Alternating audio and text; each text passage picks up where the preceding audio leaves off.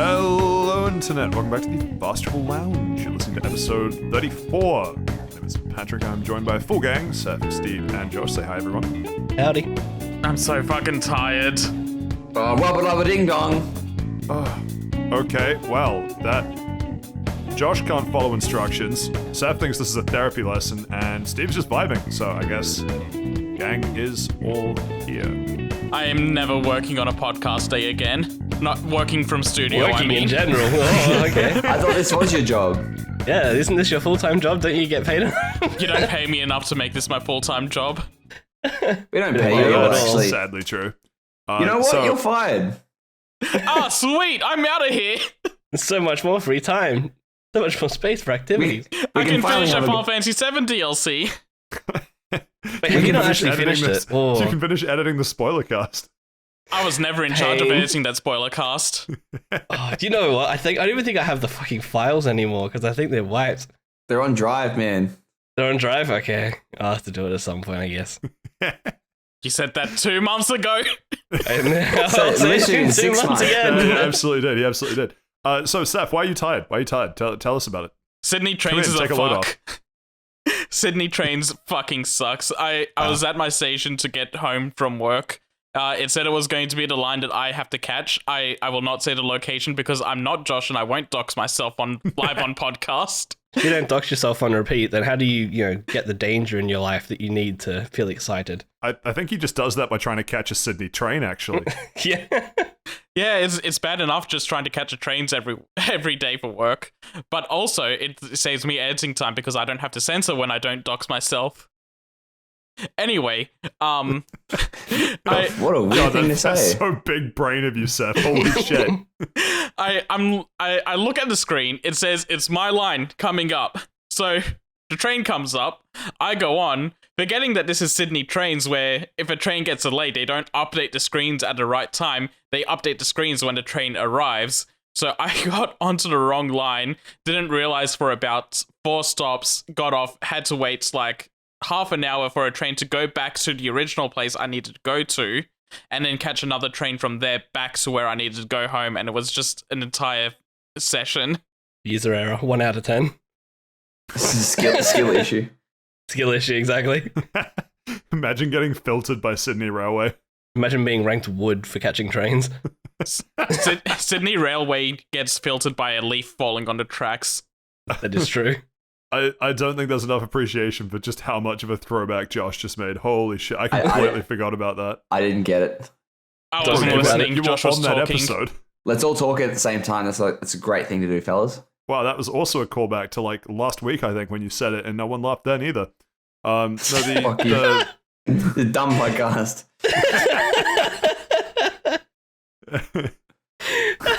You can't fire me, I quit. Throwback to, I actually don't remember why we were talking about it, but we were talking about catching trains with Pokeballs and whether you needed to status a train. That's right. And I said I was running up and down the railway to increase the spawn rate. Yeah. I should really have done don't that. remember what the context for that was. I should have done that so I didn't have to wait half an hour for a train to show up.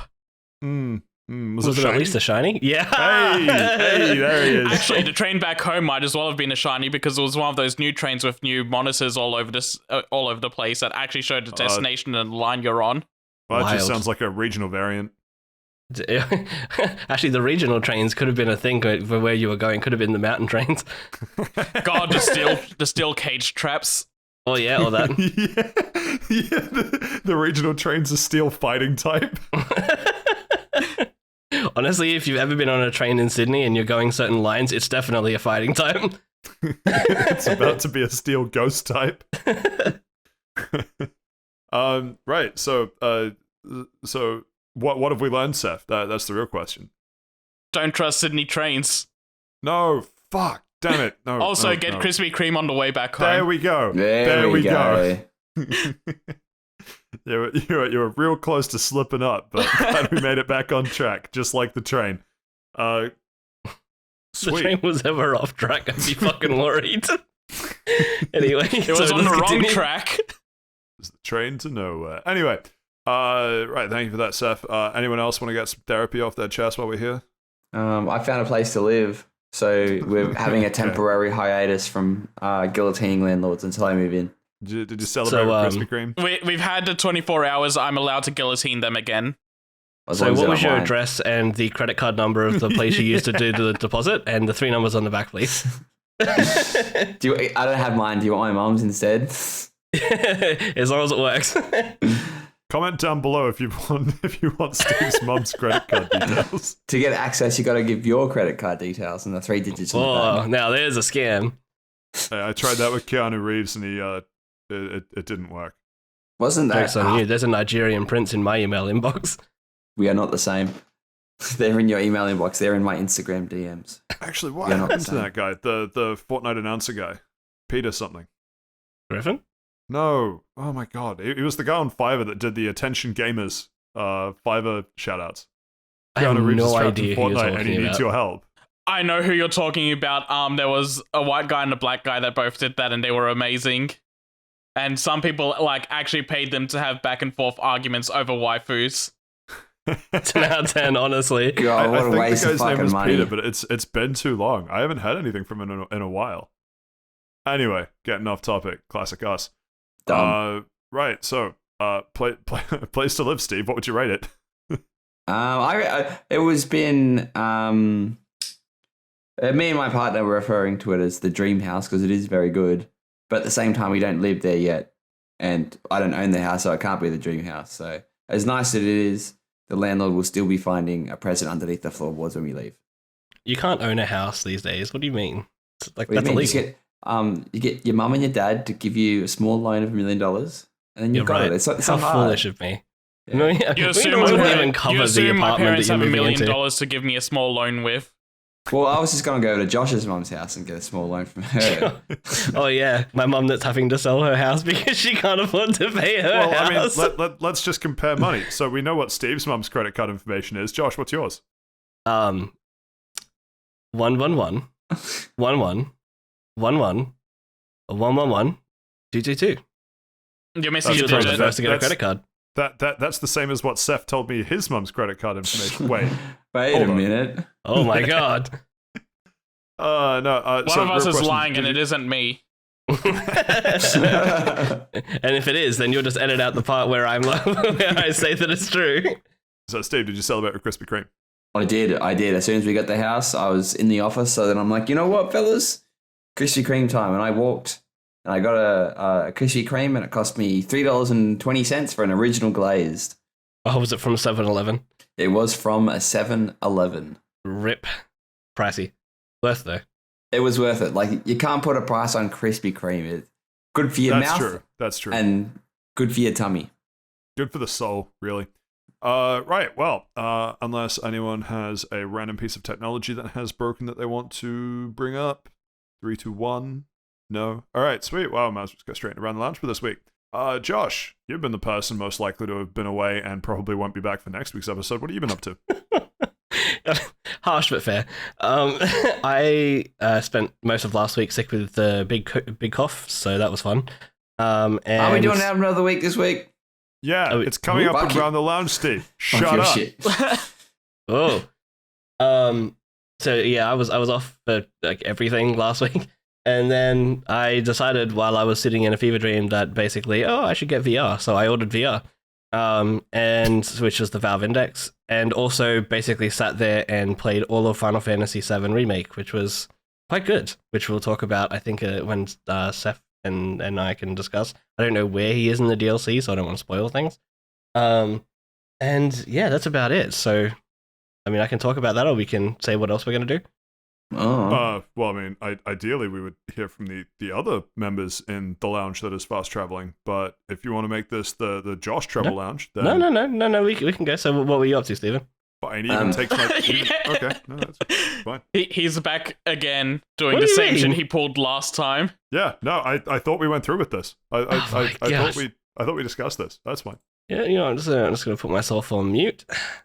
What are you up I to? don't want to make a big scene. I don't want to make. Take it away, Josh. No. I Please, I insist. I am inferior to your Azure certs and hosting abilities, Patrick. Please continue. Weird thing What to does- bring up, but I'll allow it. What have you been up to this week, Steve? I am towards the final stages of Digimon Cyber Sleuth Hacker's Memory. Yeah, remember Digimon? Yeah. No. They're back in POG form. No, it's a it is a video game. It is I also a think- Tamagotchi, which I own one. It's not. and It's No, what? I'm It's talking. not Tamagotchi. It's a Digivice. Yeah, you're right. It is a And Digivice. specifically, Digimon Cyber Sleuth Hacker's Memory is a video game. It is You not can a tell Digivice. because they scratched out Tamagotchi and wrote Digimon on it. I think and Digimon I- came first, actually. I feel like Yeah. they did as well.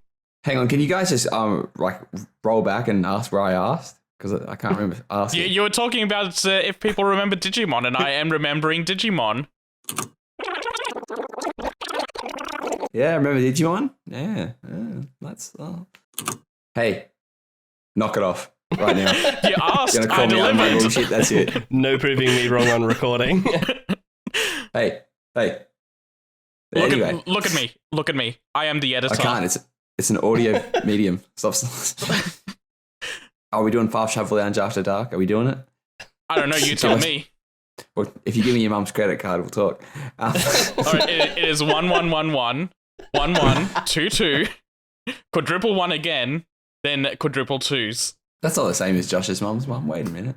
I don't know. I think that one might have been a fake credit card number. I'll be honest. I'll put it in. I'll see what I can get. And I've also finished the newest season, which is season 3 of The Boys. Hey, the boys. Yeah, The Boys back in Boys. town. They are allegedly. Oi oi. God, I Hey, love Witcher so hold much. on. I feel like that's a dig at a Kiwi actor right there.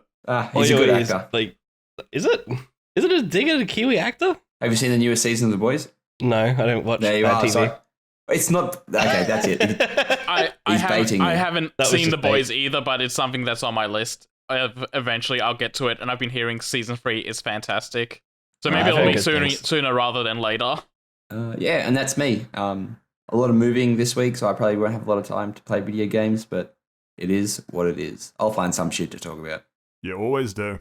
Seth, what have you been up to? I finished Saints Row 4. I've got a lot to say about that. It's incredibly stupid, but in both the incredibly fun and incredibly annoying ways. As I alluded to last week, I think. Yes, and the week before. I've also been playing some Multiversus on the side, and I am halfway through the Final Fantasy VII DLC. Oh, okay. No, I wasn't sure if there was. You're just gonna leave it there. Okay, Yeah, no, that's yeah. cool. I leave these things open so that you can take it from there. And not totally I fumble underst- over myself with an awkward segue. I understand the context of Round the Lounge is supposed to be us giving a little bit of a hint of what we're doing, but not going into full detail about it. True. So anyway, so my first hour of the day was spent. No, I'm kidding. I finished Outer Wilds. I don't know that we'll talk about this Yay! week because That's the it's, one by Obsidian Entertainment, right? Yes, yeah, it is. Yeah. Wait, No, actually, no, it's not. no, Wait it's a minute. not. No, it's not. No, Sorry, no. isn't it? I got confused. It's definitely not. You're thinking of Outer Worlds. Yeah, I know. There was a whole thing last week where Pat was talking about it, and I just had this huge moment of like, oh, you mean that one, not the Obsidian one? Both are on Okay. Game Pass. Yeah. Oh wow.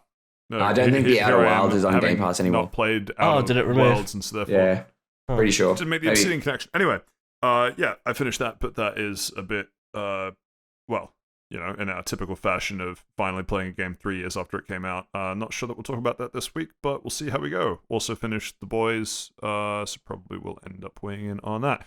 Cool. First of all, though, Josh has an album of the week for us. Josh. No, I don't. Seth's doing Album of the Week this week. Take it away, Seth.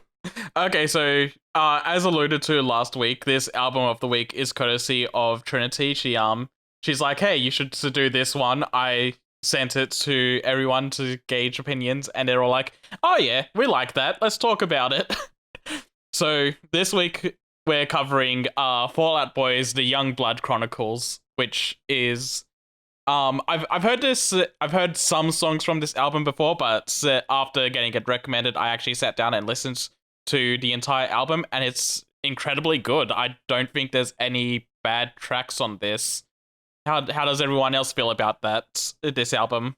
Is it actually called the Youngblood Chronicles? Isn't it called Save Rock and Roll? I think Save Rock and Roll is the I actually don't know. Youngblood Chronicles might be the name of the music video associated with it, and Save Rock and I Roll think is the so, yeah. album. Save The Rock and Roll is Youngblood the actual Chronicles album is a name. 2014 American musical film composed of music videos produced by Fall Out Boy. Yeah, there you and go. Save The actual Rock and album Roll is is Save the Rock and Roll. album. So I got those backwards. My bad. Oh, I completely See, forgot about the album art for this one. This sort of lack of professionalism is what happens when Josh just throws our editor under the bus like that. How dare I be correct? Sorry, Don't I'll try let it not to do it happen again. again. Yeah. Look, my track record is fucking not very good, so it's a fair chance. It is an excellent album, though. I think it's probably my favorite Fall Out Boy album. It's certainly the one that I've listened to end the most. It's definitely not my favorite. It's not even top 3, but it is a good album. I don't think I've listened to many like full Fall Out Boy albums, so I can't say. It's mostly just I've listened to songs from them, and all the songs that I like, all the songs that I've heard from them are fantastic. That is just, objectively true. But, I mean, there are songs from other albums that are better than songs from this album, sure. But in terms of starting at track 1 and finishing, at the end of the album, I think Save Rock and Roll is probably the one that I've been through the most. Yeah. So, some little bits of information about this. There's multiple guest appearances in both the videos and the songs. My Songs Know What You Did in the Dark features 2 Chainz. The Mighty Fall The Mighty Fall features Big Sean. Just One Yesterday features Foxes. Death Valley features Tommy Lee. Rat-a-tat features Courtney Love. And Save Rock and Roll features Elton John and Courtney Love. Elton John also... Watching these music videos is 100% worth it just to see Elton John play God in these videos. Like... He just comes right at the end. Everyone's in heaven, and Elton John just comes from down the stairs as God, and just blesses everyone with his appearance. I mean, that's basically just every Elton John concert, though, right? There are so many people that would have problems with Elton John specifically being any religious icon, and I'm living for that. Good point. Good point. That's cool.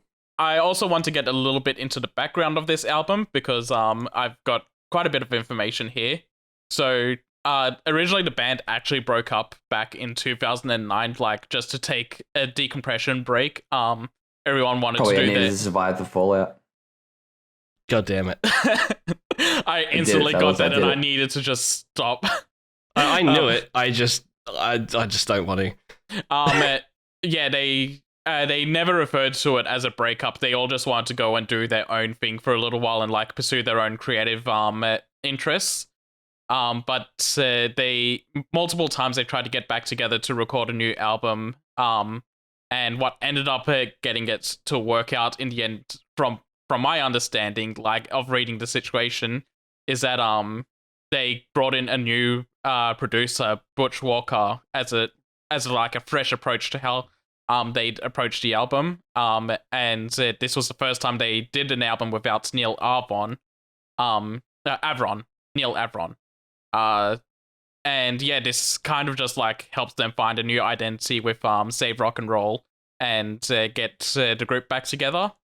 And some statistics is that Save Rock and Roll debuted at number 1 on the US Billboard's 200 with 154,000 first week sales. It also earns the band its second career number 1. Its top 20 lead single was My Songs Know What You Did in the Dark. It's achieved triple platinum certification in the US and charted worldwide. And Rolling Stones described the band's comeback as a rather stunning renaissance, and the record received positive reviews upon its release, although most music critics were hesitant to refer to the album as solely a rock record. The group followed the record release with the Save Rock and Roll arena tour and promotion. Yeah, where they saved both rock and roll. Yep. Crazy. So yeah, it was a big comeback for them. Good on them. And of course they went on to do, I know they did ABAP. Have they done another album since? So since then they've done American Beauty, American Psycho. Mania. That was the other one I was thinking. And then they did Mania, and then they've done one more. What was it? Believers Never Die. Yeah, I was Which about I think to say. might have I was about to actually say been a they've also done this compilation. hella mega tour going around at the moment. Yeah. That's right. Yeah, did anyone have tickets for that? No. No. I think I did, but then they got cancelled because of the big coup, and then I just got my money back. That was like that was when it was real for a lot of my friends, because a lot of people had to. I thought about getting tickets, but they were just too expensive for me at the time. But it got real when they cancelled that tour, and everyone went, okay, maybe this whole global pandemic thing is kind of a global pandemic. Yeah, because I remember my mum got me tickets for my birthday, and I was like, oh, do you reckon it'll be cancelled? I'm like, nah, this COVID thing will go over in like 6 weeks, maybe 2 months tops. It's fine. Then it's like, nah, here's your money back. Fuck. Damn, that's crazy. What credit card did she use to get you those tickets, Steve? She paid in cash only, big fella. Oh, Wait a minute. No! Right. No, thank you for that album, Josh. Look forward to the one Josh, in even. probably 2 weeks when you're back, because Steph did the album of the week, big fella. But it's Josh's album of the week. yeah. Sorry, what I meant to say. Thank you, Seth, for presenting Josh's album of the week. Thank you, Trin, for giving us the idea. Yes, thank you, Trin. And thank you, do you have a Steve. favorite song on the album? And thank before we you, move on? listener, for listening. Oh, right. I'm Yeah, curious what we should people's also favourites do a might be. favorite song from the album. I'm curious. I completely skipped over that part. Yes. Which again wouldn't have happened if someone else was hosting it, but that's all right. I think mine is either the Phoenix or the Mighty Fall. I'm going to be honest with you, fellas. I don't think I've listened to this album. I've just heard like snippets, but I do like Save Rock and Roll with Elton John. That's a good one. Not a big music listener, I'll be honest. Wild to me. I live for music. I think mine is probably Missing You, and then probably followed by My Songs Know What You Did in the Dark. Is it Missing You, a Blink-182 song? No, that's I Miss You. I think it's just I Miss You. Yeah, that's just Got I him. Miss You. I got him. Ladies and gentlemen, Oh no. we got him. You know what I won't miss? Oh, I just How said about I miss the Steve on shot coming into your new Oh. apartment. Ladies and gentlemen. Patrick, I'll give you an Yeah, now. yeah. What's your favorite song here? So this album specifically. So I need to contextualize this a little bit in that part of the reason that this is the album that I've listened back to front the most is that this is the album that I'd heard like singles by Fall Out Boy, but this was the first album that I listened through. Ooh. And from the album, the standouts for me were Alone Together and Young Volcanoes. Oh, two. I think probably more. I'm going to open it up on Spotify. I want to see what the most listened to one is. I'm actually surprised that all of us had like we all did Different two, ones. and there was no overlaps between the 11 songs. Yeah. Yeah, Okay, I so didn't the do most two. listened to one is My Songs Know What You Did in the Dark. My favorite Wow, song that's was crazy. I had no idea that the one that went straight to the top of the charts for a Yeah. singles release was the most popular. my favorite that's was nuts. actually the least listened, except for Rat-a-Tat. So that's interesting. Isn't that a Pokemon? No, that's Close right. enough. It's Ha. And then Young Volcanoes and Alone Together were about even at about 100 million to 165 million. What was your favorite, Seth? Isn't it crazy mine- that 100 million of those came from just one person? Mine were the Mighty Fall and the Phoenix. So the Mighty Four was 55 million and the Phoenix is 254 million, the second most listened to. There's a large asterisk over all of this, which is that this is just Spotify. This is just Spotify, yeah, but I was just curious on what it would be. It's Mm. interesting. You It's just a- know it's cool that we that you just know covered- that somewhere out there, someone's got one of these songs as their into the end, like that one 4chan Yeah, user. yeah, one like dude, yeah. that one legend. Yeah, he likes that song. He doesn't like other songs, and you know what? Gotta respect it. Anyway, bang on 10 minutes. We're gonna move on from album of the week. So, as I said before, thank you, Josh, for your album of the week. Look forward to Look forward to another Fall Out Boy album next week. yeah, that'll be the one. Right. Shall we move on to Seth talking about Saints Row 4, or would Josh like to tell us about VR? I will specifically ask that Josh goes for VR right now. I want to hear about VR. Okay. Cool. So VR's kind of a hard one to talk about because not a lot of people have VR, and it's also just the games kind of sound stupid if they weren't in VR. So take all this with a grain of salt. So you're about to describe a medium that literally only relies on being a visual form, and you're going to discuss this on an audio in only, audio, yes. Yeah, on an audio only platform. And I'm not going to do a good job of it because I can't describe anything. So This will be good. Like I was saying, I decided that in the middle of sitting down bored, locked in my house, I wanted something to get out of my house, I guess, and bought VR. It arrived 2 days ago. I set it up. The one very specifically I got was the Valve Index, which is just available in Australia now.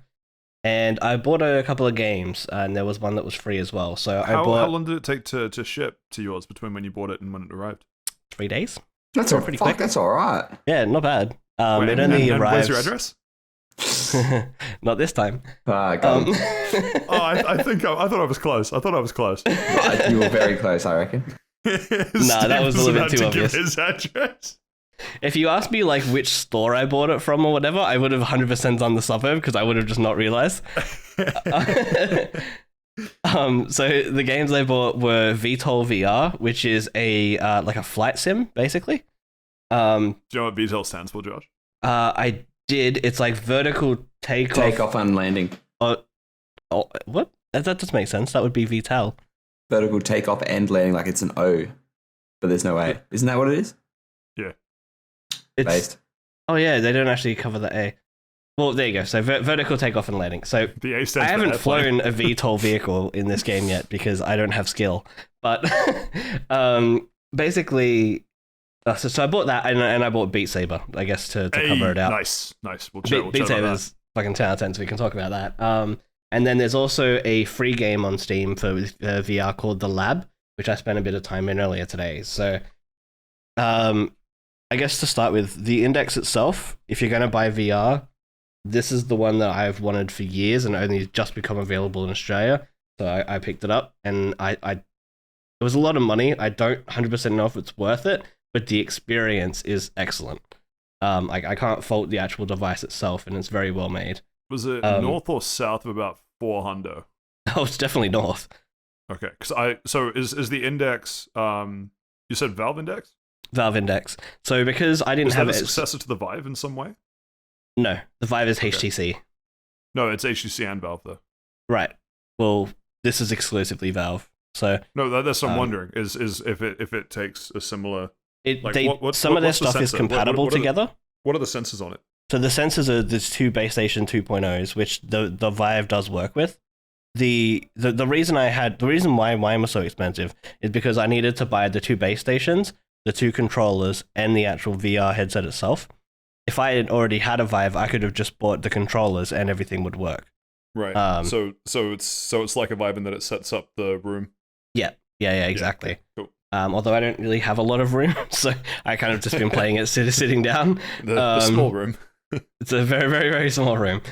But it's a cool experience. I don't know if it was worth the full amount of money, but I'm waiting for Half-Life Alyx, which was supposed to come with it, to get added to my Steam account. I've got a thing open with Steam support at the moment. So once that gets added, and that's going to be that's supposedly the best VR game available in terms of what's actually in it and what you can do in it. So I'm really excited to play that. So at that point, I think it might be worth it because at the moment I'm sort of on the edge. VTOL VR is literally just a flight sim made by one person. That is it's extremely good for what it is. You actually have to turn on the APU, turn on the battery for the planes, take off the brakes, adjust, you push the throttle forward yourself, start the engines. You got to do everything that you would do in a plane, and you can adjust the HUD and everything, and lock on them before you shoot missiles. So you can take off vertically. I haven't flown one of the VTOL actual planes yet, but I've just been taking off normally. But that's very cool. I didn't think I would get as disorientated as I do when you're going upside down and stuff like that, or when you're so you can literally eject from the plane and you will shoot out of the plane and hang from the parachute and stuff. And the first time I did that, man, I nearly jumped. It's pretty you get pretty into it. Yeah, even when I'm turning around with the plane or whatever, I'll tilt my head without meaning to. Like it's really that's strange. Well, that's like good that it's like immersive, and you're not like my biggest worry about VR is like I've used it before, but not long enough to get that weird, sick, dizzy feeling that I've heard other people get. So I'm assuming you don't get that. I don't get like motion sickness, but if I'm up the top of something and I'm looking down, I definitely get vertigo, which I'm not good with heights. So I get vertigo like even playing video games, like just normal ones. Yeah, honestly, same. I get bad vertigo whenever I jump off a building in Assassin's Creed. Yeah, I do as well. My stomach goes to my mouth, man. Yeah. Like, oh. Wow. Okay. I'm pretty sure so I don't, but I'm pretty sure part of the feeling sick, particularly with VR, I read somewhere that it's when your brain is trying to comprehend a move that isn't matching up with what you're doing in VR. And so that often looks like if you turn your head in VR, but you also have, let's say, like a camera control, if you can make those actions move independently, your brain just starts fucking up, and then that's what leads to the nausea. That's interesting. Interesting. So in other words, I'm not saying that's 100% fact. I'm saying that is the last thing that I remember reading about it, but it means that even people that normally get that sort of sick feeling in VR, there's usually some kind of experience or demo that they'll be totally fine with because there won't be an extra layer of movement that the brain's trying to compensate for. Oh, there you go. One of our friends gets motion sick playing VR. He was telling me, and he plays like a space game called Elite Dangerous, and you do like all sorts of flips and everything with that. Which I actually have that game, so I downloaded that, but I haven't tried it yet. So he was telling me that he gets it, but he also gets like motion sick on like boats and stuff like that, which I definitely don't. So I was like, okay, maybe it's just a thing, but maybe that's what it is. Maybe it's the extra motion. Maybe I'll put the headset on for Elite Dangerous and throw up or something. I don't know. Put a headset on a boat and throw up. Yeah. I want to roll back to the Half-Life Alyx thing for a second again. You were saying that it's probably like on offer at the moment for what's on VR. It's probably the best thing at the moment. And I just want to say how incredible it is that like Valve hasn't put out a game in 10, 12 years basically. They VR comes along and like, we should do something for that, and they instantly hit it out of the ballpark. That's not entirely true, but it's definitely their only blockbuster sort of style game in recent years. I'll have you know that Valve did Artifact.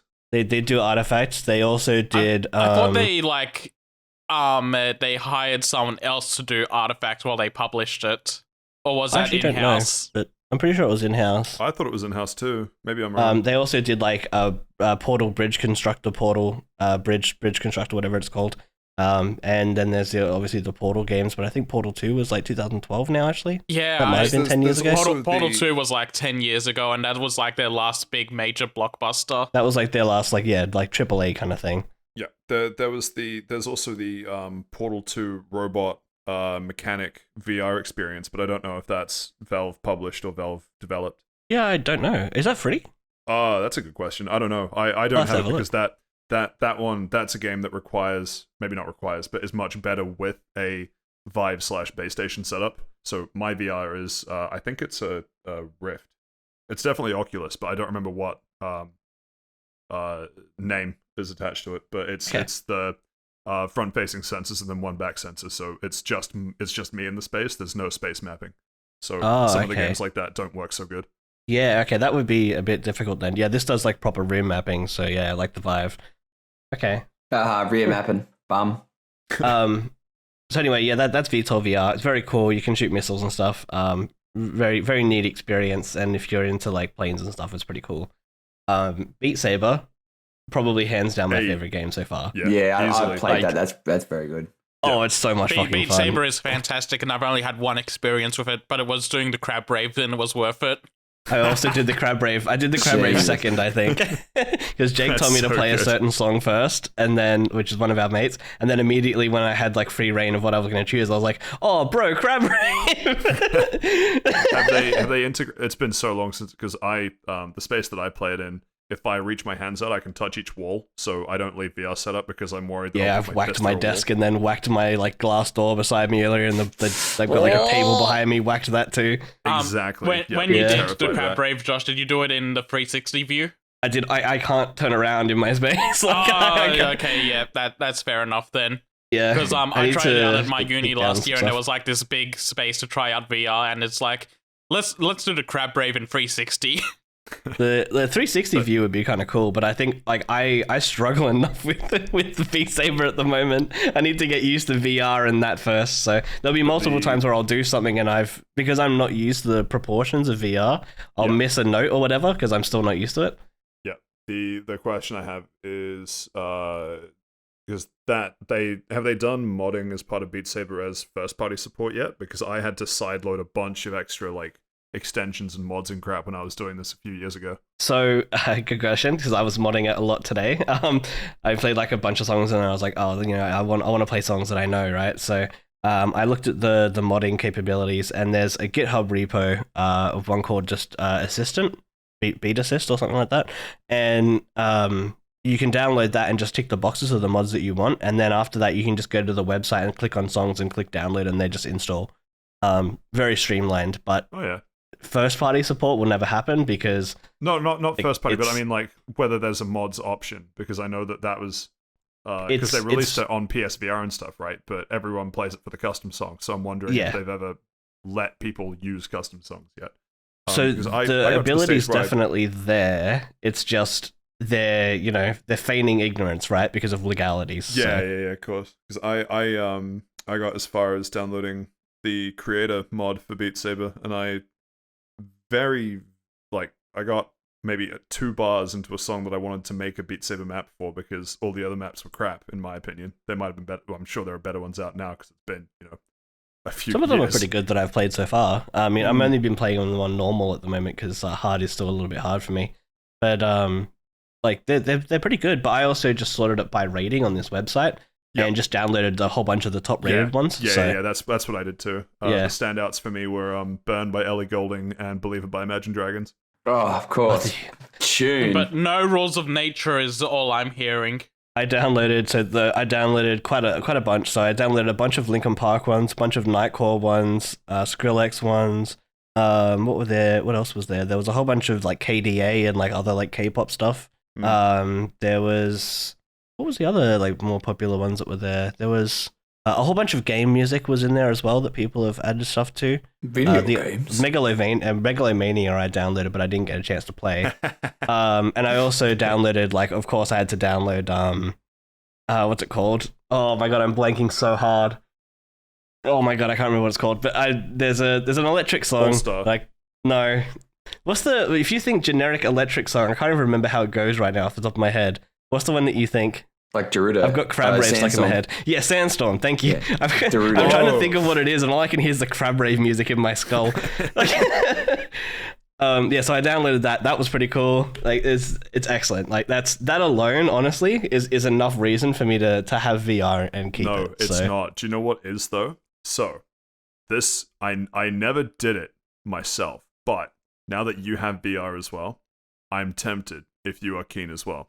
Someone, in all of the things that they could have ever spent their time on, decided to turn the entirety of Shrek 1 into a Beat Saber. And it's not just a random, let's just put beat maps on the spiky parts of the waveform. Actually, on the They made actual beat maps for all of the music in Shrek 1, and then kept beats up through dialogue and stuff in between scenes. They did an entire Shrek 1 beat map. I'd do is it. absolutely fantastic. My arms would die, but I would do it.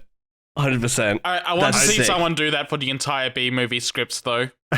No, Jesus. If you're keen, I will try and dig out my VR set, and I will, because I know that this was I assume it's still available somewhere online, because as I say, this was a couple years ago now. I didn't download it, but I got close. But yeah, I'd be keen to compare high scores on Shrek 1 in Beat Saber. Yeah, no, we should do it. So the assistant thing I was talking about actually has a multiplayer custom songs option. So as long as we have the same thing, we could do it multiplayer side by side. Holy shit. Craig and I were trying to set it up when I had to jump in this. So yeah, Isn't Craig the guy from Halo? Craig the guy from Halo? I don't know, man. You tell me. Your favorite image? Yes. But yeah, Yes. any final thought. Well, I guess Beat Saber is sort of the standout for now.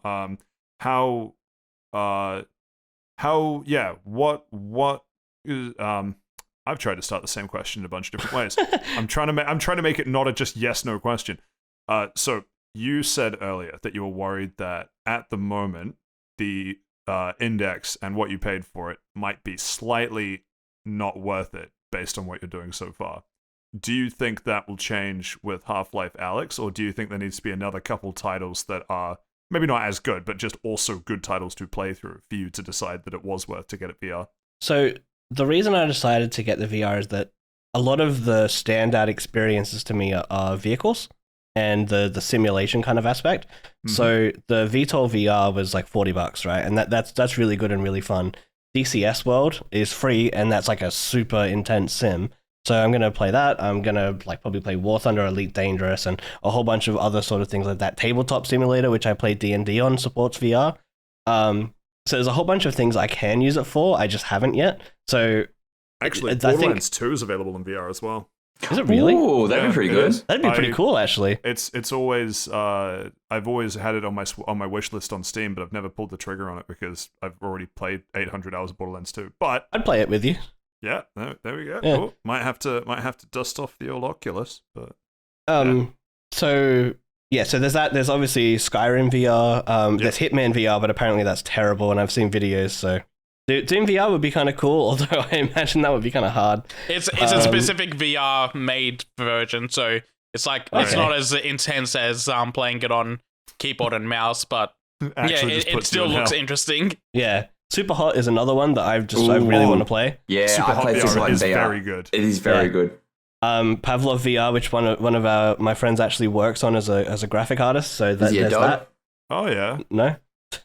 I get the reference, but Like Pavlov's dogs. Think CS. That is the CS:GO styled one, right? it is, yeah. And there's actually like CS maps in there as well. So that's pretty cool. So I want to give that a go. Like, there's a whole bunch of things I can use it for. Just for what I've played so far, I didn't know if it was worth it. I think overall, yes, it is. Looking at so I obviously haven't played Alex, but I played The Lab, which is a free thing that Valve set up to sort of get you used to VR and show you the implementations of it. Yeah. And there's have you played it, The Lab? No. So there's like 8 different sort of like worlds that you teleport into by like going up to the station and like teleporting yourself into the bubble. And each one of them has like a different mechanic and just shows off different parts of VR.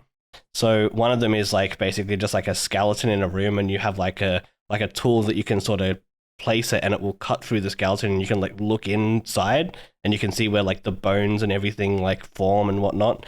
And it's just it shows you like a medical application.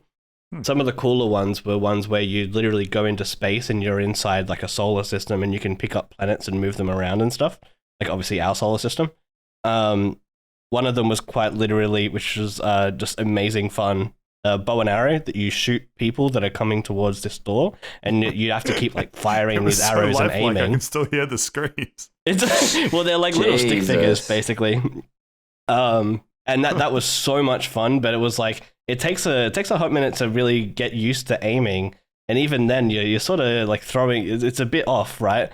So it was, and after doing that for about 15 minutes of holding my arm in one spot, I was like, I'm starting to get sore. How does Legolas do it? Yeah, but it was really fun, like just killing all those dudes like with like wave defense basically. And then another one I'll mention very quickly was kind of there's like old school like asteroid games where you're a triangle and you sort of just shoot the things that are coming at you. Did you roleplay the triangle? Basically, yeah, you hold a ship in your hand and you got to move it around in 3D space, dodging these little ships that come at you like those asteroids would, and they shoot at you, and they do different things. So like some of them will have like a line that like does the entire screen. Some of them will just like shoot you in like a wave 3D circle kind of pattern. You've got to move the ship in between and actually kill them. And it's really fun and quite hard, but it just showed you like just really cool implementations of how VR can be used. So if there's games that are using that kind of stuff, I'm super excited to play them later when they actually release.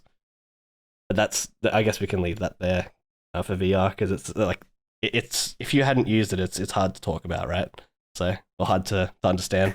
Sounds We've pretty somehow cool. done it for 20 minutes, but yeah, no, Yeah. You're right. It is it's definitely something that you could describe for 20 minutes, or you could play for 1 minute, and the amount of information you convey is the same. But thank you for that, Josh. Seth, ready to go back into Saints Row 4? I am. Speaking of VR, speaking of living in a simulation. Oh man, the simulation was breaking down bad by the end of that game. Yeah, so Saints Row 4, as I alluded to before, this game is incredibly stupid in both the fun and annoying ways. Patrick has been warning me of that for the past 2 weeks. Yeah. This is free on PlayStation right now, right? I think so, but I've owned the games for a little while. Okay. Well, if anyone wants to play it, it is, I think, free on PlayStation. So, sorry, go on. Yeah. So, I guess I'll get the biggest major annoyance out of the way first. It was actually impossible for me and Trinity to finish the game on co-op because right at the final checkpoint, it would keep killing her. So, Skill issue. No, it was it was literally I can't believe Saints Row 4 hates women like that. It's literally a desync issue that's been in the game since the original PC launch and has never been fixed. So during one of the final moments where you're getting power armor and you're doing a skydiving sequence as you've got the touches playing during the sequence, as you make the first landing, it desyncs the 2 people and it just kills the co-op partner. So they're never able to land, and because they die, it just ends the mission, and you got to restart the checkpoint. That's a horrible implementation. Why have they done that? That's pretty bad. Yep. So we spent about 10, 15 minutes trying to get it to work, trying to do all the different fixes that we were finding online. Nothing works, so we ended up having to finish the game by ourselves after doing co-op the entire way through. And that was a major annoyance to me, and I'm docking points from the game at the end for that. Yeah, completely understandable, to be honest. Saints Row 3 would never stand for that. Saints Row 3 would never stand for that. Saints Row 3 will just crash on the PS5 version. Like a champion game that it is. It doesn't give you this. It doesn't give you like a false sense of security. It just tells you no. Anyway, the actual fun stuff though about the game is like it's reveling in like its absurdity through and through. Like they went over the top with Saints Row 3 where it was like a parody of GTA, and now they're just like full hog going deep into that territory. They're making fun of the entire genre basically. The superhero powers are very fun. I do think that they breathe life into the game when you're playing them back to back. It makes it feel very different from Saints Row 3 and very worth playing. What was the way they handle the simulation stuff in story is also very funny. Like it gives them a chance to go through and bring in like all these throwbacks to the older games. Like they go as far as the throwback story sequences and references from the first game. To the point where one of my favorite missions is like the simulation is starting to break down. The aliens are trying to just overload the entire server that you're on. So they're throwing in enemies from all across. Yeah, they're throwing in enemies from the entire franchise so far, like enemies from the first game, the second game, and the third game, all at you. And then right at the end, they're like, it's the player default character fighting you. You kill them, and then 2 of them show up, and someone yells out, "Oh god, they're doing co-op now as well." So they're getting pretty meta about it, and that was pretty funny. And it was also kind of funny that we were playing co-op, so it added a little extra humor to that situation. So it was a 2v2 and therefore a fair fight. Exactly. Yes, we got to take on ourselves, just 1v1 ourselves. And then get skilled on. There was one story sequence. This is like another part of the incredibly stupid in like the not so good way to me is that I guess it's a retcon, but not really. But they bring back Johnny Gat, and I was not too into how they brought him back. Basically, what happens is that at the beginning of Saints Row 3. You assume he dies because you're on radio with him and you hear gunshots and it cuts off the communication. So the entire game is under the impression that Johnny Gat died, and yeah, you're taking revenge against the Syndicate for his sake and his honor. but you never actually see his body or anything like that. So it leaves it up to interpretation that maybe he could come back later on. And this game gives a definitive answer of, oh yeah, the aliens showed up like a year earlier to come and kidnap Johnny Gat because they were too scared of him. If they didn't kidnap him at his weakest moments, then he was going to fuck them up whenever they invaded. And I guess it works in the context of like the Saints Row story, but I'm not a fan of that direction. Yeah, no, I felt the same. Yeah. The level that you do to save Johnny Gat though is very fun. It's a throwback to like Streets of Rage and Double Dragon. I think it's literally like straight up just stripping off Final Fight. And you're doing like a 2D beat 'em up section of the events of the first game leading up to Aisha getting murdered. Aisha being his lover in the first game. Yeah. What else do I want to touch on for this? I also really like that they upped the ante of the 80s hype music in this game. Like you get a lot of Saints Row 3 had a little bit of it, and mostly the final mission was set to holding up for a hero, which was like a really big moment for that game. So this game just starts peppering them throughout more frequently. You've got the start of the game was climbing up the nuke to that one Aerosmith song I forgot the name of. Do you remember it? The only song that Aerosmith ever had, right? Cool. No. Do you remember the name of the song, Patrick? Is it Don't Want to Miss a Thing? Yeah, it was Don't Want to Miss a Thing. Yeah. Okay, Yeah. that's a good song, yes. Yeah. Don't wanna fall asleep 'cause I miss you, babe. There was a And second I one. don't wanna miss a thing. There was Thank you, another big moment like in the middle of the game that is escaping me right now. And the very end of the game, like I mentioned, leading up to the final boss fight, you had the skydiving sequence too. You've got a touch playing as you get like, after doing a marathon of killing down enemies with like none of your superpowers anymore because you're back in the real world. You get this power armor, you've got all your upgrades back from the main game, and you've got the touch. You've got the power. One of the issues that I had with Saints Row, obviously we touched on my annoyances with superpowers and how they just overpowered some of the other game mechanics, but the whole environment itself being in the simulation, it just felt like Saints Row 3, you had the whole day-night cycle, right? And it felt vibrant and alive because it was based in real life, sort of. But the simulation, as I remember it at least, because it has been a while, it was red all the time, and there was just blocks of shit in the sky that you had to go and kind of Ubisoft your way up to for various rewards and upgrades and stuff. Did that get a bit tiring, or were you on board with that? Because, you just, as you said, did them back to back. So it's not red the entire time. Like it starts off at nighttime. It's a very nice blue when it starts off the game, and it progressively gets more red as you're going through the story. I don't think it actually starts getting red until you hit like the halfway point maybe, and it starts getting deeper red as things get more serious. So I was okay with that. Like they use the skybox as a way to like visualize the intensity of the situation and where you are in the story. And then once you finish the game, they just give you free reign to change it. Though I would have liked like the proper day-night cycle to be included as well. Maybe it is, but maybe I haven't checked properly. But yeah, like during the story, I was fine with it. The Ubisoft towers, I got those done in like 5 minutes, so they weren't like a pain to me. And also because it was co-op, I could handle one and Trin would handle the other if she wanted to, but she was going around doing some other collectibles, so it was like doing it co-op, we were like getting off like a massive checklist of things done very rapidly and quickly between missions. So it wasn't that big of an annoyance to me. I thought it was fine.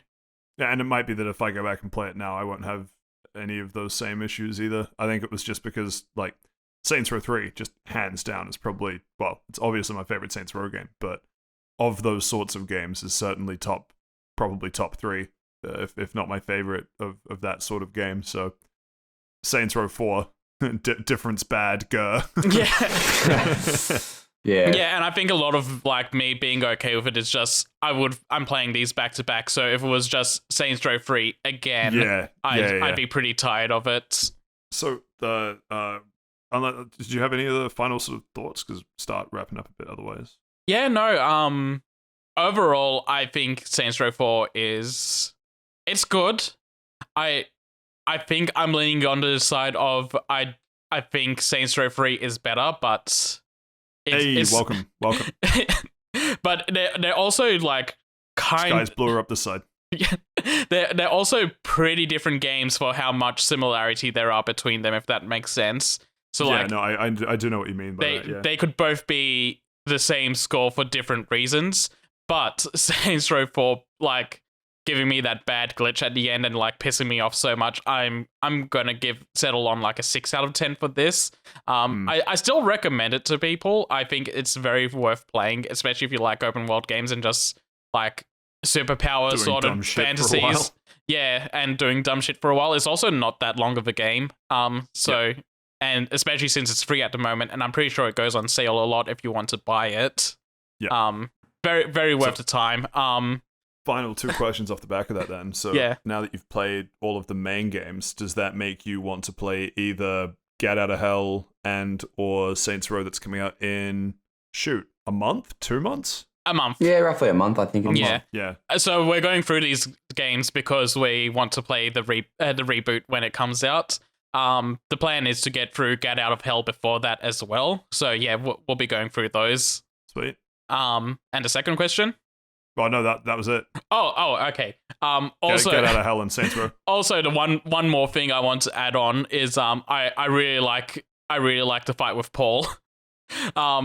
The whole saving Pierce mission where it's his horror is like Saints Flow turning on the Saints, and that's right. It's not even like him being murdered by the product itself. It's just the product overtaking the Saints and everything is his biggest fear, and then it's visualized through a giant Saints Flow can monster Godzilla, and and then you take over the Statue of Liberty to fight it. That's all fantastic stuff, and again that leads into the side of it's absurd but fun absurd.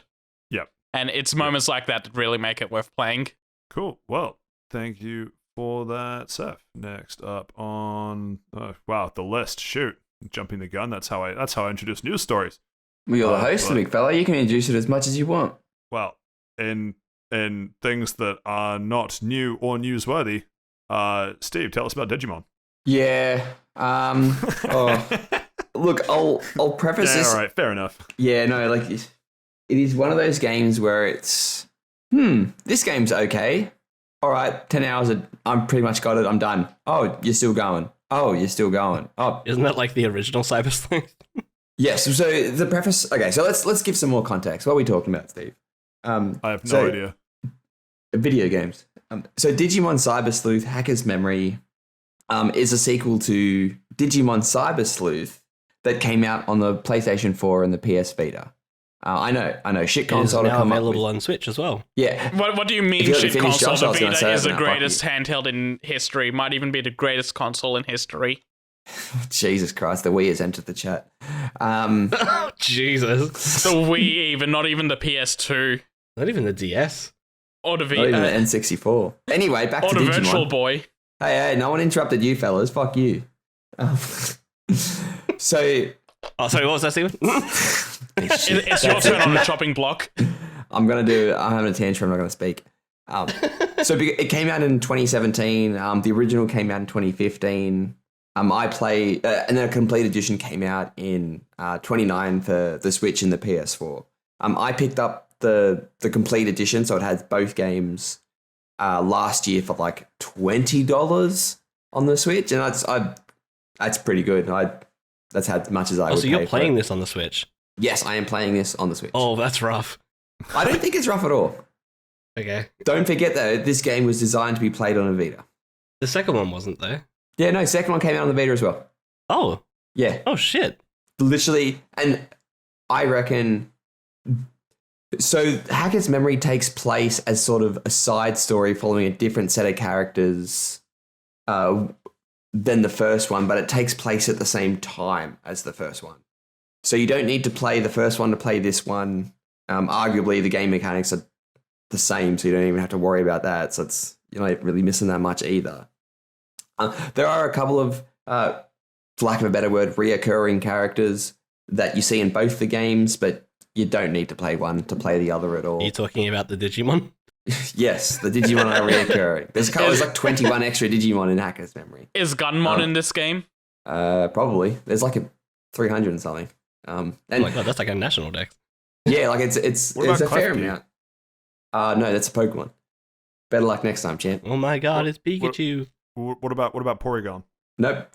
So the trick to distinguish between Pokemon and Digimon is that Digimon end with the letter Mon, and Pokemon don't. That's a Mon.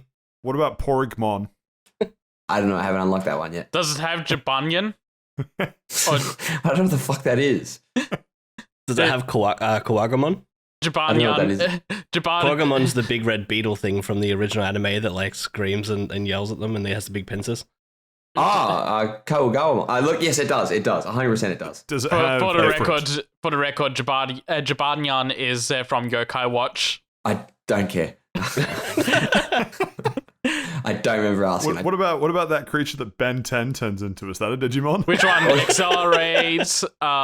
There's literally, we're not going through all the Ben 10 aliens. They're not in here. Diamond there's Head. only 10 of them. Come on. 4 arms. There is not just 10 of them. There's definitely not 10 of them. Yeah, in the later seasons, he just gets like 40 of them because it's like, I don't know, I need this magic power to win. I need 40 arms instead of 10. When he's 30, he has 10,000. He became Ben 10,000. Okay, that's pretty funny. How many years away are people from becoming Saif 10,000? When we get that is a lot of podcast episodes. Anyway, so to be honest, I don't get the story. The story's fucking bullshit. You're a hacker group and they use Digimon to hack into things, but you're a good guy because blah, blah, blah. Words. Which Digimon did you choose for a starter? Quaxley. Quaxley. God damn it, Patrick. If it wasn't Agumon at the starter, then it was a hard reset. No, you don't get that. Like they try to get like the different ones you don't know. So, and don't laugh. I'm begging you fellas, don't laugh. Yeah, what is it? I chose Betamon.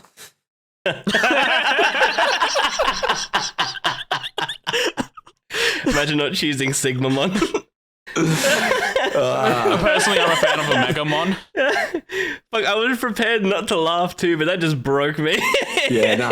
Well, so you say like starter, like you do get a choice of 3 at the start, but it doesn't really matter. What was the rookie Digimon that you got? So you when you can evolve them into like 6 or 7 different ones, and then when you can digivolve them up and digivolve them down pretty much whenever they hit the level requirement. And there's an advantage to digivolving them down more times so they get more ability points. You can help their stats, etc., etc. So it gets to a certain point, and as you encounter other Digimon, you sort of like scan them, and then you can sort of like summon them to your team. And you've got your team is limited to I think 3 battling, and then I think it's 6 on the bench, maybe 9 on the bench. I don't really know. And If one of them gets red carded, are there then 10 on the bench? No. You can only have it's like 12 in total, so you just swap them in and out. But while there's that hard number, you have a limited amount of memory that like upgrades as you find memory upgrades through the game. And stronger Digimon take up more memory while weaker Digimon take up less. And they're sort of tied. It's an interesting way of doing it. And they're tied to sort of the Digimon stages as well. So when you start, you can only have you've got like 20 memory, and like rookie Digimon take like 6 memory, and champion Digimon can take between 8 and 12. So you have to be sort of smart about what you've got on your team. But then as you get going, like I think at the moment, I'm like up to chapter 16. I'm pretty sure there's 20 chapters, and I've got like 160 memory. So I have like 2 Mega Digimon, 3 Ultra Digimon that I didn't know existed. And like I've hit pretty much the memory cap, but I've got like my team of super soldiers. And just on that as well, like you do need to sort of level up, but there's 2 ways of leveling up. There's the normal you battle Digimon, like whether they're other hackers Digimons or when you're walking around, there's like random encounters. Which, God, I hate random encounters so much. I hate them so much. They just anyway. You might as well hate RPGs if you hate random encounters. They don't need to do them anymore. Does not need to exist in 2017 when this game came out. I like the Final Fantasy VII approach where you can just turn them off. Yeah. No, you just have them the overworld, like just what Xenoblade does. Yeah, but the problem with the ones in the overworld is that if you're grinding and you kill the ones in the overworld, you're like, well, now I need to run back somewhere to make them respawn or whatever. Shouldn't need to grind in your game, big fella. Should not need to grind. What if I want to hit max level? Yeah, what if I want to make the number big? Anyway, this is an argument. What if I also want to make Seth's number big? I'll make something else of yours big. So your credit card number, right? I'll make that actually really low by you giving it to me. Right, so I should have started with that. But anyway, but the other way of leveling is essentially depositing your Digimon in the Digibank. And pretty much every minute they gain like 1 point of XP, and they essentially just you put them there, they level up, that's it. So you put it there, turn on your Switch, leave it charging overnight, and come back. No, that's even. You laugh, but unironically, you can be like literally put your Switch to sleep, and because the game is still like open, it's still literally a ticks mobile down. game. Yeah, so it does like that, and then there's a weird thing of like. I went through and wanted to get like all the different Digivolutions. So you Digivolve it up, then you undigivolve it, then you wait for it to get the necessary levels, and you Digivolve it to the next one you wanted, and so on and so forth. And these Digibanks can hold, the first one you get holds 10, and then you buy another Digibank, and then you've got essentially 20, and then 30, and I think the max is like 50. So essentially you get like essentially a super soldiers, and you can be like quite game breaking, especially if you're like me, and it's like, okay, I played it. I'm going to put all these ones in the bank, and then I'll come back to it later. And then 3 days pass, and it's like, oh shit, all three of them are like not level 99. Do the ones in the bank count towards your memory cap? No, they do not. But you can't use the ones that are in the bank in battle. It's only the ones that you've brought into your. Right, I know, but I'm saying if you can become capped and you have stuff in the bank, does it let you swap, or do you need like a third thing to stick some in? Yeah, you have to go like sort of back to the PC box to sort of swap them out. Like you can't do it on the fly. Right. Like imagine instead of like in Pokemon, you'd be depositing Pokemon into the PC box and they're gaining levels there. It's like that. Well, with the newer Pokemon games, you can get it on the field, but. And so you were saying that you started with 10. So does that go up? Yes. Yeah. So you just find more and you go up. So essentially, you can have like 50 Digimon essentially gaining XP while you're out continuing the story, and you put it down to sleep. Doing something else in your real world. Unironically, yeah, you go to work, you're having a social event, you're recording a podcast. For mobile phones. Yeah, like AFK Arena, anyone? Yeah, and then it got to a point where it's like, okay, you know what? Instead of like waiting to play I am waiting to play the game. Like, let's sort of see what Digimon are out there and what I think look cool and what I'm going to put on my team. But because you're always Digivolving Digimon up and down, and then maybe down again, and then to like a third option, and then a fourth and a fifth, I started losing track of the Digimon that I sort of wanted. So I renamed them to like just people names. So it's like Bruce. Hey, Craig. Yeah, it's like Bruce, Trisha, Damien, and whatever names I could think of just going in my head. Did you name one after me? No. I wanted a good Digimon. Oh. I was going to say if it was me, is it? But I can't remember the dude, the poop Digimon's name. Sukamon or whatever it's called. Sukamon, that's it. Yeah. There's Platinum Sukamon. Yeah. So I've pretty much got my dream team. I wouldn't be able to tell you their names because when you rename them, it's like, oh yeah, like Bruce Digivolves into Bruce. Like it's all right. What's he called? I don't know. You named him Bruce. I can't keep track. Yeah. But it's also a different way of like collecting different moves. So let's say I evolve my Digimon into a fire type, I get a bunch of fire moves. Then I Digivolve it down to its rookie level. Then I Digivolve it into a separate like light element or an earth element. I'll get a bunch of those moves. So you can have like one Digimon that has like all the different elements and affinities. And there is like a basic sort of type chart. How many moves can you have? So you get one special move that has its own custom animation, which every Digimon has its own custom animation for its own special move. And some of them actually have two special moves and they all look sick. Pokemon's like, no, I will use the same animation for the same attack over and over and over again. Too hard. Build most profitable franchise can't make animation. Wow. Yeah, it's sorry, go on. No, the special animations look really good, and it's really good seeing them. Like even at like the rookie level or like the in training, like they've all got the special ones. But then they've got like you've got 4 or 5 different other moves that are just all like generic moves, and it's just that animation is just them moving their arm or something. If you leave multiple Digimon in the bag, do you get Digimon eggs? No. The concept of eggs doesn't really exist in this game. There's no breeding.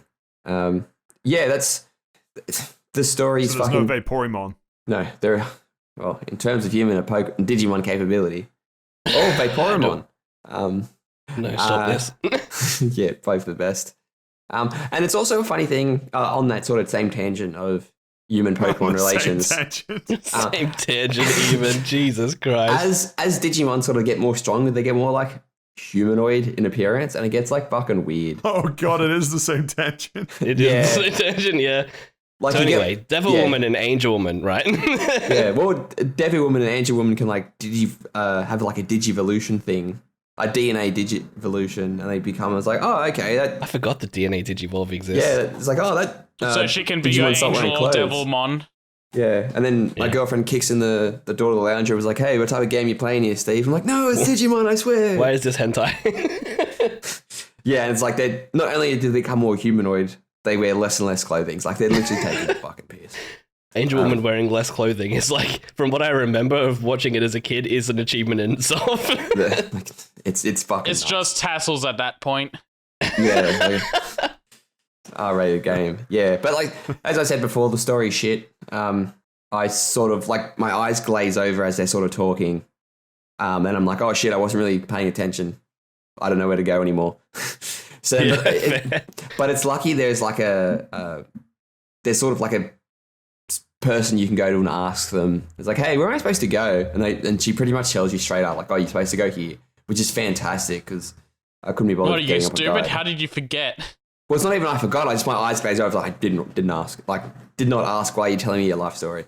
And it suffers from a lot of like. I think someone said it in like 2014. I can't remember which streamer I was watching at the time, and they were like, a lot of JRPGs suffer from JDS, which is Japanese dialogue syndrome, which is just talking to fucking sake of talking.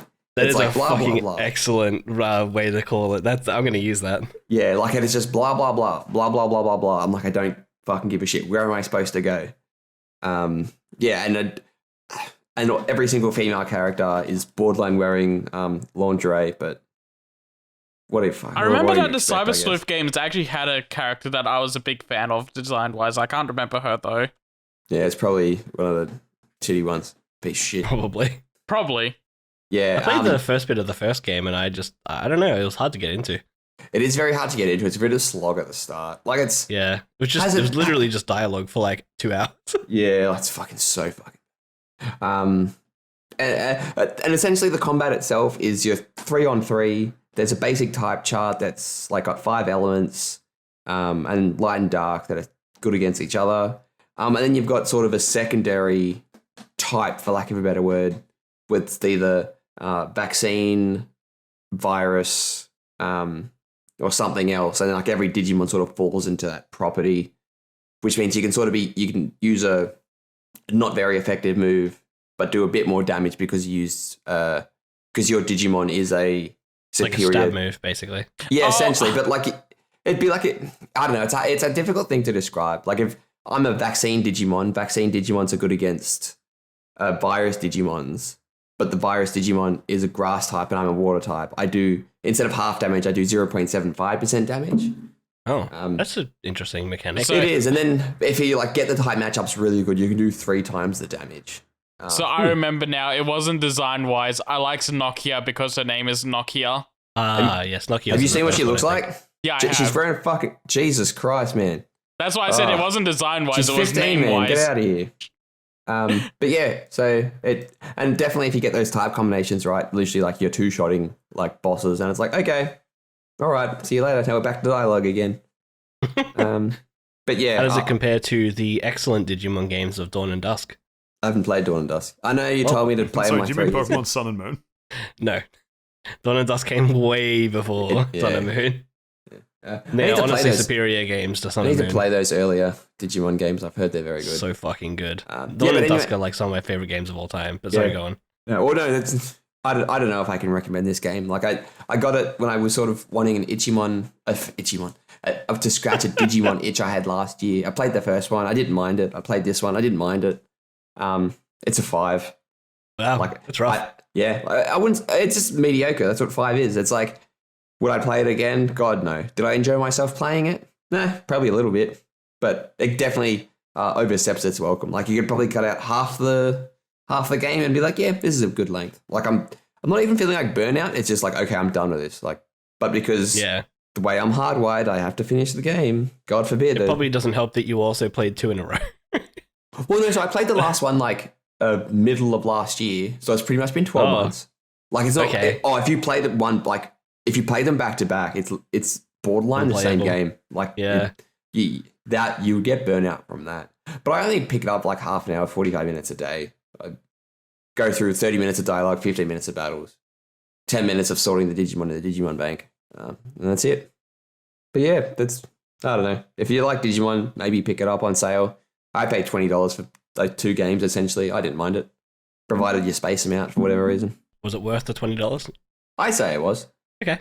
Provided, like, I would have hated it though if I played the games back to back. Like, it's literally $10 now for $10 later when you think of it like that. But As long as it was worth the $10. yeah, I'd say it was. If you weren't into Digimon, I reckon you'd hate it. But no. Cool. All right, Patrick, what have you been up to? Thank you for that, Steve. People really need to stop trying to take my job. It's giving you a break. Introduce fella. yourself because you have such a high self-importance, you know? Would you like to host, Josh? No. God, no. Then I think Patrick's self-worth is justified. Fair enough. Fits about right, I think. What have I been up to? Well, I have been up to Outer Wilds, as I said, but given how old that game is relative to other stuff, probably won't talk about it. What I have been up to. Can I ask you a couple of questions? Can I ask you a couple of questions about it? Did you need a guide to finish that game? No. Piece of shit, I hate you. Look at this genius. Stephen will no longer ask questions about the Outer Wilds. Are you going to No, drop spoilers or? Well, now I'm curious. You're right, because Josh might be playing it. Roughly. I don't mind too much if you drop some spoilers, as long as it's not like the main plot. Oh, What was So- what would you need the guide for? was getting to that place with the black hole. Like literally, because I had like everything filled out. I just needed that last piece. Yeah. To get that power source or whatever it is. Yeah. From those twin planet things. I didn't realize that you could only close your ears, Josh. Or deafen yourself or whatever. That's not like physically possible. Or deafen yourself. There's a deafen button on Discord. There is. No, that's fine. Don't worry Yeah. about it. I'll play it with spoils. It's fine. We've been out for like 4 years. It's fine. Yeah. Oh, you'll need a guide. It's not, or you won't need a guide anymore. I'm telling you. There's that I planet won't with need a guide. with all the sands coming off, and you have to follow the sand through it, or something like that. Right.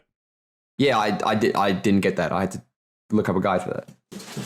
Oh, I see. Yeah. Gotcha. Oh, all right, that was that- underwhelming. All right, all the best. Well, I mean that like I didn't struggle with that, but I discovered that really late. So I think I'd figured out. Yeah. From speaking to that and speaking to like another friend who's finished it. A lot of the places that were difficult to figure out, or places that people have used guides for, was stuff that I just attempted, wasn't successful at, and then just left it, and then just came back later, like way later. Yeah, like that planet with all the water on it. That's pretty fucked. Yeah, that one took me a while. That I was throwing myself with that for a while. That wasn't. I didn't need a guide for that. What'd you think? Well, I'm not going to spoil it for Josh. Josh is going to play it. What'd you rate it out of 10? You can talk about it. It's fine. No, we really don't have No, time. it ruins the magic if you know what happens. Also true. Out of 10, really hard to say. There was one, when we have a larger discussion about this, I'll talk about this more, but I hit a lull in the middle of it where I wasn't on board with the overarching plot because I just didn't know enough about what was going on. Everything that I had to do seemed like I was just missing some trick. And then of that, some of the stuff I had attempted to do, I'd done it in a way that wasn't how it was supposed to be intended. I don't mean that I like found an exploit or whatever, but the cactus, for example, right? My first experience with the cactus was being able to was chasing down Coleus in the lake bed, right? So I was able to manipulate the cactus, and so then I look at other cactus and I go, okay, I should be able to manipulate these, and I can't. And that's not a spoiler, Josh, because you, like every other rational person out there, would probably think you shouldn't be able to manipulate a cactus. But the problem was that was what I did first, so I assumed that was how it worked. So then I felt like an idiot and that I was just missing something when it didn't work for me. So yeah, it was like a block of probably like 2 hours of just everything was frustrating, no progress was made, and I just wasn't on board. It wasn't like I'm going to stop playing this. It was just I was just sort of uncaring and just rushing to just wait for the next piece. But towards the end, it got really good, and I got really on board with it, and suddenly the plot made sense, and it was like, holy shit, this is actually really cool. So overall, honestly, I don't know. I finished it about an hour or 2 hours ago now. I really enjoyed the ending, but I don't know. 8? Like, I'd recommend other people play it. I don't know if it's one of my favorite games of all time. It's a very unique game for what it is, so that's cool. But yeah, I don't know. 8 for now. Come back later. I'll update it. How long did it take you guys to beat it, do you think, estimate? Well, I don't have to estimate. I looked this up because I was comparing how long it took with kind of the expected length of time. It took me 24 hours and 40 minutes. Oh, almost spot on a day. Yeah. Which actually kind of works out with the game's story in mind. Yep. But what's funny with that is that, now that I keep wanting to say that I want to move on. So when I talked about Deathloop all those weeks ago, I spent 40 hours in that game. It did not feel like I spent 40 hours in that game. I actually don't know where all that time went. In Outer Wilds, I'm surprised that I spent 24 hours because I expected that total playtime to be longer. Oh, in a bad way then.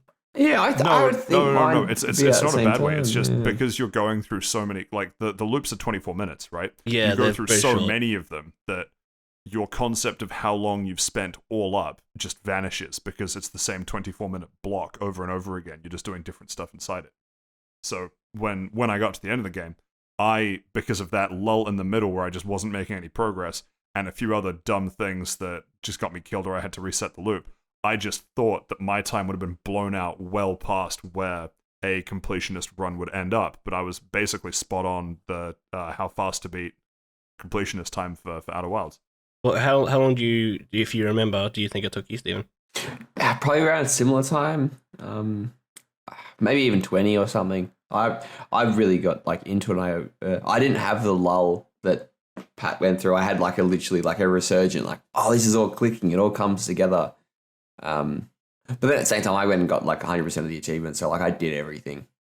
You liked it that much? Yeah, very good. Yeah. I've played the first. I want to say hour, but it can't have been that long because the day would have ended. So I did like a. Sorry, what was that? Well, the days are like 22 minutes or something, aren't they? It's 24 minutes, yeah. 24, yeah. I think it's 24 minutes. Yeah. They don't start. It doesn't start counting until you actually interact with that object in the museum. So if you spend that's why I played more. Yeah. Okay, because I did a whole bunch of stuff, and then I interacted with the object in the museum, and then I got on the ship and flew away, and then I did a whole bunch of other things, and then I was like, oh, I'm going to turn it off. Like, I'm going to come back to this after I finish Final Fantasy. And a friend of mine was like watching me play it and going, no, play it like 5 more minutes. And I was like, okay. Like I had no idea that it was gonna loose.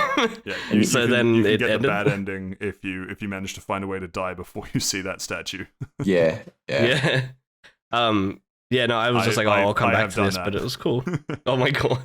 Oh wait, no, I did as well, because I went through the achievements looking at what was in there, and it was like, die within the first like 2 minutes or something. So I quite literally spawned and stood on the fire until I died. Yeah, nice. Bad ending. Yeah, literally the first thing I did. You didn't save the universe. Anyway, yeah, no, seems cool. Obviously, we can have a deeper discussion later. I'll play I love that next. Totally not wanting the deeper discussion has already gone for 7 minutes. No, we are going to move on though. The boys. The boys. Oi, oi. Oi, oi. I guess it's the Stephen and Patrick continue talking about things that We have our own The Boys section. Let's not call it that. That Seth and Josh only wish they could contribute to. I wish I was in the boys club. Yeah, don't we all? I don't really know how we're gonna. So, see, from my perspective, I'll give my perspective. You give your perspective, and then I'll tell you why you're wrong. Probably sounds like the best way to do it. What if we agree? So from You're still wrong. Season 1 was fantastic. Correct. Loved season 1. Yeah. Particularly because I'm going to spend a little bit of time talking about Huey, because Huey is kind of my issue through the rest of the boys. Yes, very good. That is correct. I love Huey in that Huey is a perfect representation for the audience, because random shit will happen and Huey will just be sitting there absolutely dumbfounded, unsure what to do next. Much like we, the audience, are dumbfounded, unsure of what's going to happen next. The problem is, I don't know if it's a writing issue or what, but Huey just becomes this kind of too big for his britches, trying to move out of the I have no idea what's going on. And admittedly, if that's going to go on for longer than a season, it does start to wear thin. But it's difficult when he's still the main link that we have to the audience. And so when Huey starts trying to get all fucking uppity and wants to like make change in the world and stuff, it gets a bit annoying, because that starts deviating from the formula that I thought was so successful in season 1. And I don't think it's a particular issue in season 2 and 3, but I noticed that it's not the same as season 1. Yeah, I think that's it's just the evolution of the show. Like, yeah, it absolutely is. And I like, honestly, if I was in the writer's room, I'd have no idea how you'd fix that. But what they did do a really good job with is, particularly in season 3, building out a lot of the other characters that I felt got a little bit sidelined through season 2, just to kind of drive the plot forward. And boy, howdy, did they let everyone sort of expand on characters. I don't know why we got as much of the backstory to Billy Butcher as we did. I think in hindsight. Not really. We got that when he was in that mine sort of palace thing. Yeah, exactly. I feel like we could have probably nipped that one a hair. But no, I think that tied in quite well with the destructive path that Butcher was taking Huey down. Yeah. And even though he went through all of that, he's like, you know what? Fuck yeah, keep taking Temp V. But the problem I have with that is that so to me, right, entirely personal opinion here, to me that's lazy writing, because we've had 3 seasons to try and flesh that out, and they fleshed it out a little bit through, I don't remember which season, but when he goes and talks to his dad or whatever. Yeah, season 2, I think it was. Yeah. Yeah, I think you're probably right. But it feels lazy to me when the only way that you can justify how a character behaves is like, let's give him a flashback. let's make him remember how he treated a character previously and how that will affect characters in his present day life. And it just feels like if they could do that in the present time, they should have, or like have something happen that makes it come up organically, not just he gets trapped in a mind palace and then realizes he's a shit. Yeah, you're right. No, that could have been done a better way. And realistically, like it does sort of tie in with Huey going down his dark path of, how cool, I was always bullied and now I'm the bully. Yeah, but, no, it like, I can see why they did it. Yeah, I just still think that it's lazy writing to reveal Bully Butcher's sort of backstory like that. And we'd already had it explained in season 2 anyway. Like, there was not that much of a difference. That's what I mean, is that's all part of it. And so they make a big deal about how Billy's going through this kind of turning point. But it's kind of like, right, but why? But that is, it does sort of set a reminder, because I think it's like, I'm not sure if it's like later that episode or like the first scene in the next one, you hear about Soldier Boy's dad. And the whole thing of like, oh yeah, I'm a super soldier, dad. Yeah, I can live up to your expectations. And your dad's like, nah, fuck you. You took a shortcut, piece of shit. Which is like, oh, okay. Fucking dunking on Captain America. Yeah, literally like, oh yeah, you're a super soldier, but yeah, you cheated. I'm like, what do you mean? I was in the army. I helped you out. But yeah, no, you are right. Like I think it focuses a bit too much on Huey than what it should, but I can see why it does. Yeah. Like, and it does sort of, it does complete the circle of him going, he's powerless, he can't do anything, he's trying to do the right things the right way at the start, and he never doesn't do anything because it turns out he's working for a super. Aren't we all? Oh, okay. I guess we're just going to drop spoilers Yeah. like that, huh? Well, Josh, Seth, do you guys care? I could no. It is revealed in episode 1 of season 3, so Yeah. it's not like a spoiler for season 3. Oh, Actually, well. no, it's revealed at the end of season 2. My bad. Oh, actually, yeah, you're right. Yeah, it's not a spoiler at all. Well, Wait it's a a minute. spoiler for the show. It's not a spoiler for the season. Yeah, I guess so. Yeah. But anyway, like I sort of did like Huey. Like all the arcs completed. Kimiko's arc completed. Frenchie's arc completed. I'm not really sure if Butcher even had an arc because he didn't really kill Soldier Boy. Sorry, he didn't kill Homelander. Starlight completed their arc. Homelander completed his arc.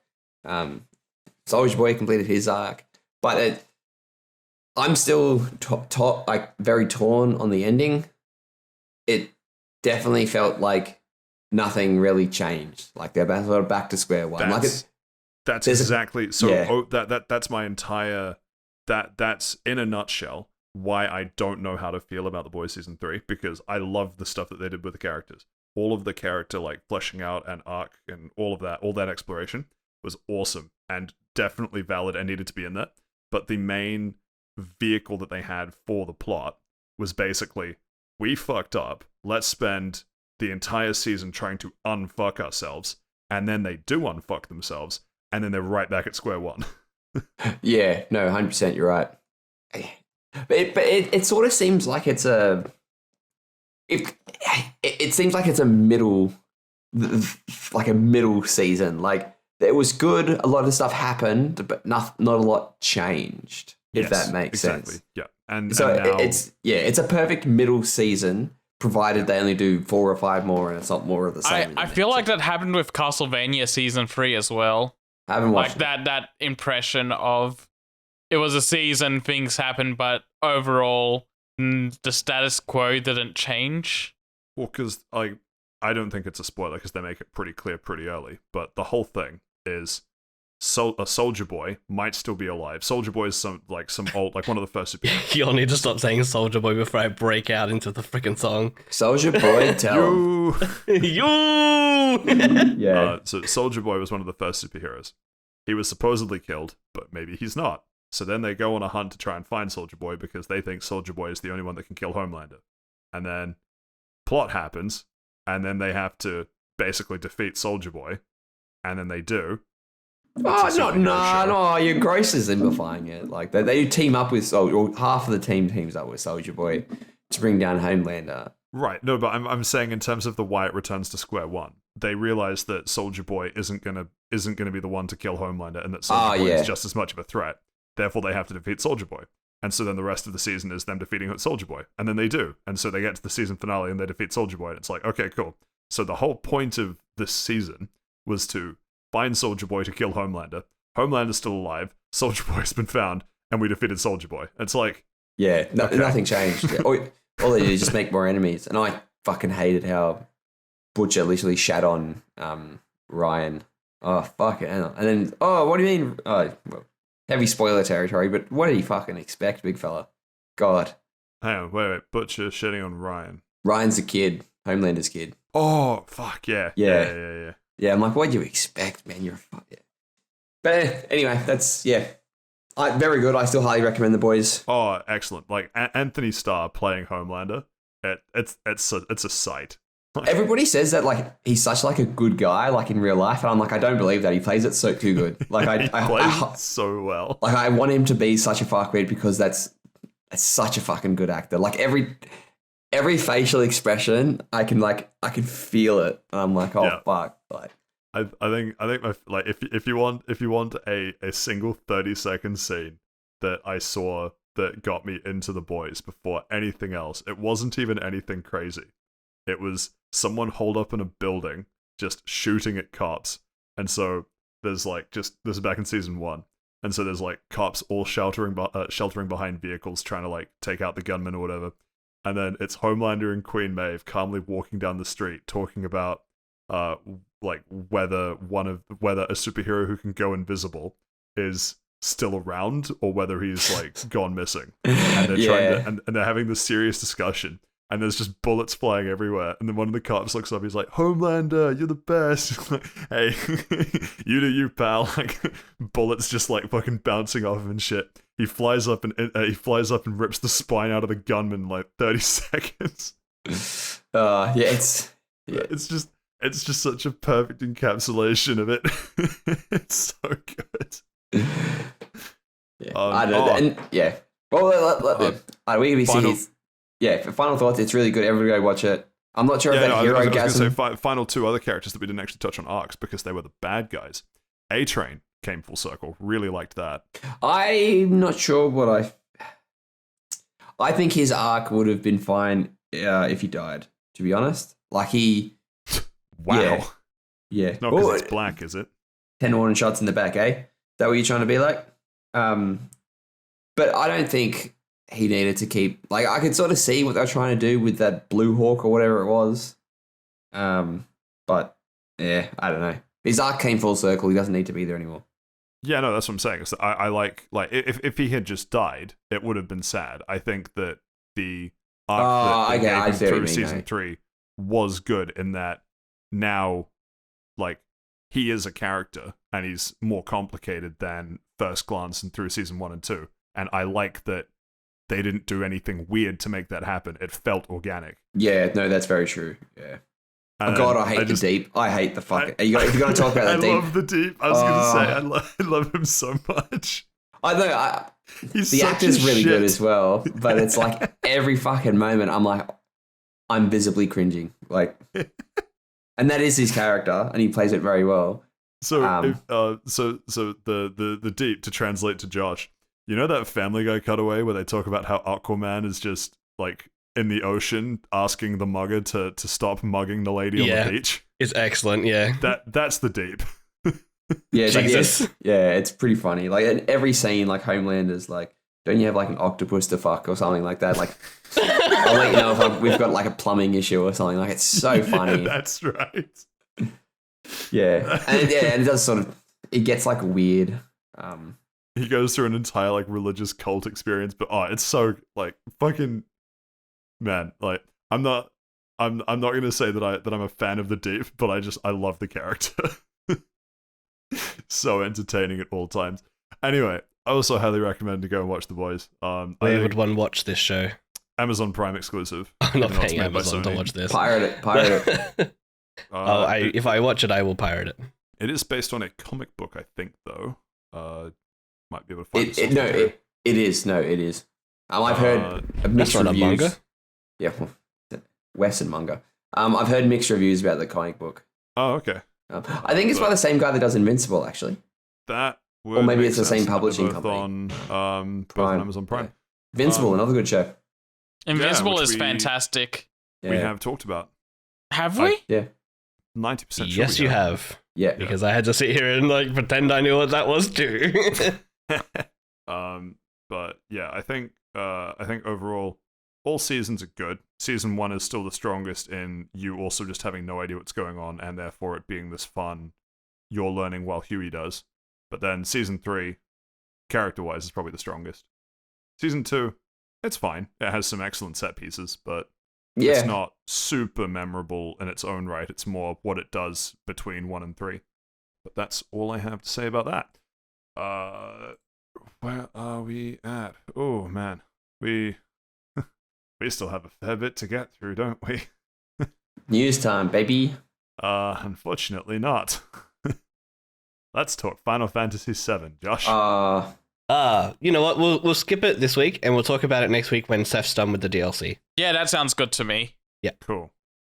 Seth, let's talk about Multiversus. Alrighty, this should be quick because I think I'm the only one. Me and Josh have both played it around about the same amount of time, and Steve said he's only touched it a little bit. But this is just kind of like a quickish discussion about some impressions we've gotten since it's an open beta.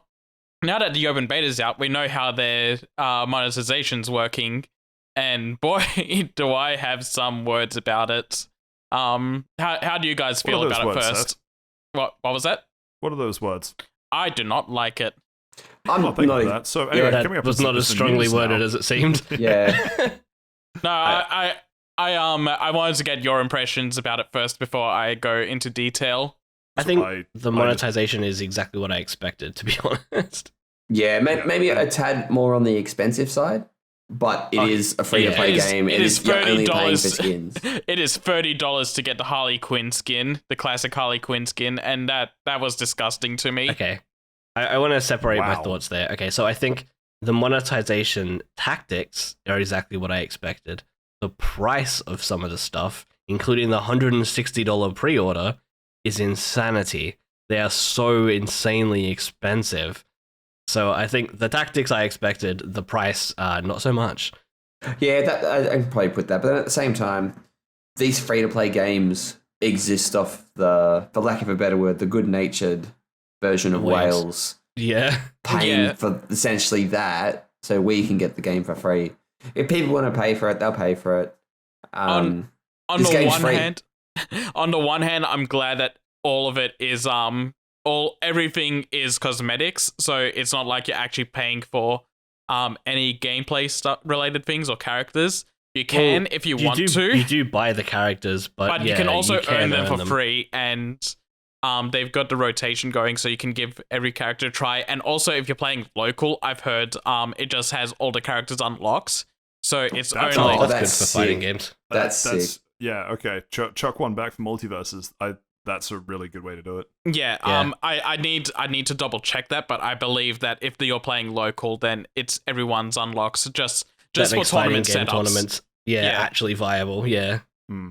Yeah, it's just the battle pass is something where it's like I'm used to seeing other games with battle passes just kind of like sprinkle in a little bit of the paid currency in there to like keep you coming back for more a little bit.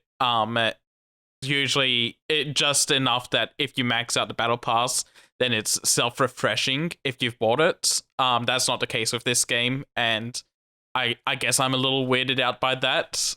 It's just going to be like, hey, every time a new battle pass is out, it's going to be another fresh $15, and You say that, but this is also a pre-season battle pass that is shorter than the others, so this one might be different to what they have planned. that's also true. Yeah, so Very maybe, true, maybe yeah. we'll Still in see, open maybe beta, we'll see so- something different when the full open beta is out. Yeah, well, the full open beta is out, the full game. Yeah, I mean the full season. Yeah. Yeah. What the way I'm handling it at the moment is that if I max out my level on the battle pass, which isn't something I'm actively trying to do, but if it does happen before the end of this preseason, then I might as well just chuck the money on just to get those unlocks. So it's like a free battle pass that you then pay to get the premium. Yeah. Yeah. Yeah, unlocks for. you got two versions of the battle cool. pass. So it's the Rocket League model basically. yeah, Yeah, the it's Halo roughly Infinite model as exactly, well. yeah. Cool. Yeah, it's the model we're all unfortunately used to. Well, compared to the Diablo Immortal version of that, which is you have a battle pass and you still need to make sure that you get your money's worth out of it. Yeah, I Yeah. think that's like comparing No, I know, but apples to I'm like saying, rotten apples. it might be that there's a universe where we all prefer there not to be a battle pass. Fine, that's your opinion. Cool. I'm sort of in that camp myself. But in terms of games that I've played that have the battle pass system, there have been battle passes that I have bought and felt happy buying because of the value that I've gotten out of them. Yeah, that's why I'm going with the direction of if I max out a battle pass XP, then I'll buy it because obviously then I've you might as played well it buy it. enough to the point where I did enjoy the time with it, and Yeah. I don't want to throw money on a battle pass if I'm not getting everything on that battle pass. Yeah. It That's feels, a good point. Yeah, It feels imagine like paying I've money for wasted. something you can't even get it. Yeah, Yeah, I hate Pirate Cinderace and Pokemon Unite gang. Let's go. I hate pay to earn. Yes. yeah, no, 100%. Also, we mentioned it last week, but the the disparity or the ratio between what you can earn for free and what you have to pay for is really drastic. Mm. Yeah, I believe that. Going on to a couple of other things for it. Big community outrage over Taz. Get fucked, Taz. His spin move is way too good. It lasts too long. It does too much damage. It does too much knockback. The patch that just came out. Iframes. Fucking stupid. The patch that just came out today nerfed it pretty heavily, and it seems like it's going to get nerfed even more down the line. Iron Giant next. Yeah, there's possibility it's going to be turned into a cooldown move so that they can only use it once every now and then rather than just keep doing it over and over. I don't know if that's going to be necessary because I did a match before recording and Taz got fucked out of the tornado pretty easily now, and it doesn't last anywhere near as long. Yeah, as long as it doesn't pick me up, knock me around 6 to 7 times, and launch me through one side of the screen to the other on 40 damage, then I'm fine with it. I also saw in 2v2 matches, like 2 Tazes can just infinite combo Literally you into turn each other. Yeah. And they just take turns spinning. As the one's about to end, the other one will activate and trap you into it, and it just becomes an infinite combo. And I remember seeing the tweet for that, and the other guy that was on the guy that was being comboed's team was like a Batman, and they're like the comments on Twitter were like, well, why didn't he just throw a Batarang? Man, if I was watching that, I'd just be fucking like just watching it like oblivious. Like I'd just be like, bro, I can't believe this is happening. Like, yeah, and it's not I even the wouldn't know point what that to the do either. It's not even the point that the Batman could have done something to stop it. It's the that the fact that point it that exists. it exists at all. Also, Yeah. I wanted to point out that they're All I'm saying reducing. is, though, if that Batman was a Taz, wouldn't have happened. He's right. If That Batman was a Jake, you would have been fine. Get on the horse. Yay! God, Jake that also horse got move is nerfed. also Yeah, really I hate bad. that. Yeah, Jake's main. Jake got nerfed since the closed beta, but Yeah, he's still he very did. strong. Yeah. He was utter bullshit before. I don't Also, reckon it I was wanted to skill add issue. in that Velma is getting a weight reduction. They accidentally What? made Yeah. she's being reduced from a weight value of She's 70 to 63. I was going to avoid that joke. I was actually going to say it was intentional because of her big head mode. She's got too much she's brain thick. power. You ever seen the live action Scooby Doo movie when she's in that latex? Nah. That's why. Yeah, Man, I Jesus. At no point in respectfully your history ask have you that ever the wanted to be Seth Multiversus Green more. devs. I respectfully ask that the Multiversus devs revert her weight back and let her have her cake. Yeah, I'm with Seth on that one. Thank you for speaking out, Seth. So brave, but I'm with you on that. And the final point I wanted to mention for Multiversus is that this game is easily smashing every other fighting game's concurrent player records. I think it's hit around 160k concurrent on Steam alone, and Oh, wow. that That would is explain why the servers were dying the first day. yep, and that is so much more than every other fighting game combined on Steam. Like And just a couple and- of thousand is healthy for a fighting game on Steam, and this is like massively outdoing everything else. It's insane, and a You lot know what the of difference is? It- Voice acting. I was about to say, you know why though? It's because it's a co-op brawler that has voice acting. I'm Yeah. not also even because it's kidding. free to play. Yeah, and but just, yeah. honestly, I think if this game was silent like Nick All Stars, it would not be doing as well. Oh, I know absolutely voice not. acting, God, no. It's a completely non gameplay thing, but it's so hard. I Going want to back mention to- though, I don't like the music in this game. Like it. Really? I think love it's it. good. I like Yeah, the music. it's great. I like the music for the Batman stage because that's basically just the Batman animated series theme. But every other stage, I don't know, it just doesn't fit like a fighting game to me. Oh, well, I don't The care if Steven it fits like a Universe fighting stage game. It is fits also the game to kind of me. okay and fits a little bit, but it's also kind of too grandiose. Like it feels like an orchestra is doing that track, and I don't know. I'm just not that big onto it. Oh, I really like it. I reckon all the music's really good, even the main theme, and even the down to the button press sounds just feels like. Oh yeah, the sound effects and stuff are nice. Yeah, no, I think So all of it's good. It's very arcadey. I had the worst time trying to play online when it was back in alpha. I intend to play it probably this weekend just to, see if they've fixed some of the god awful networking for at least me. I don't know if it was like.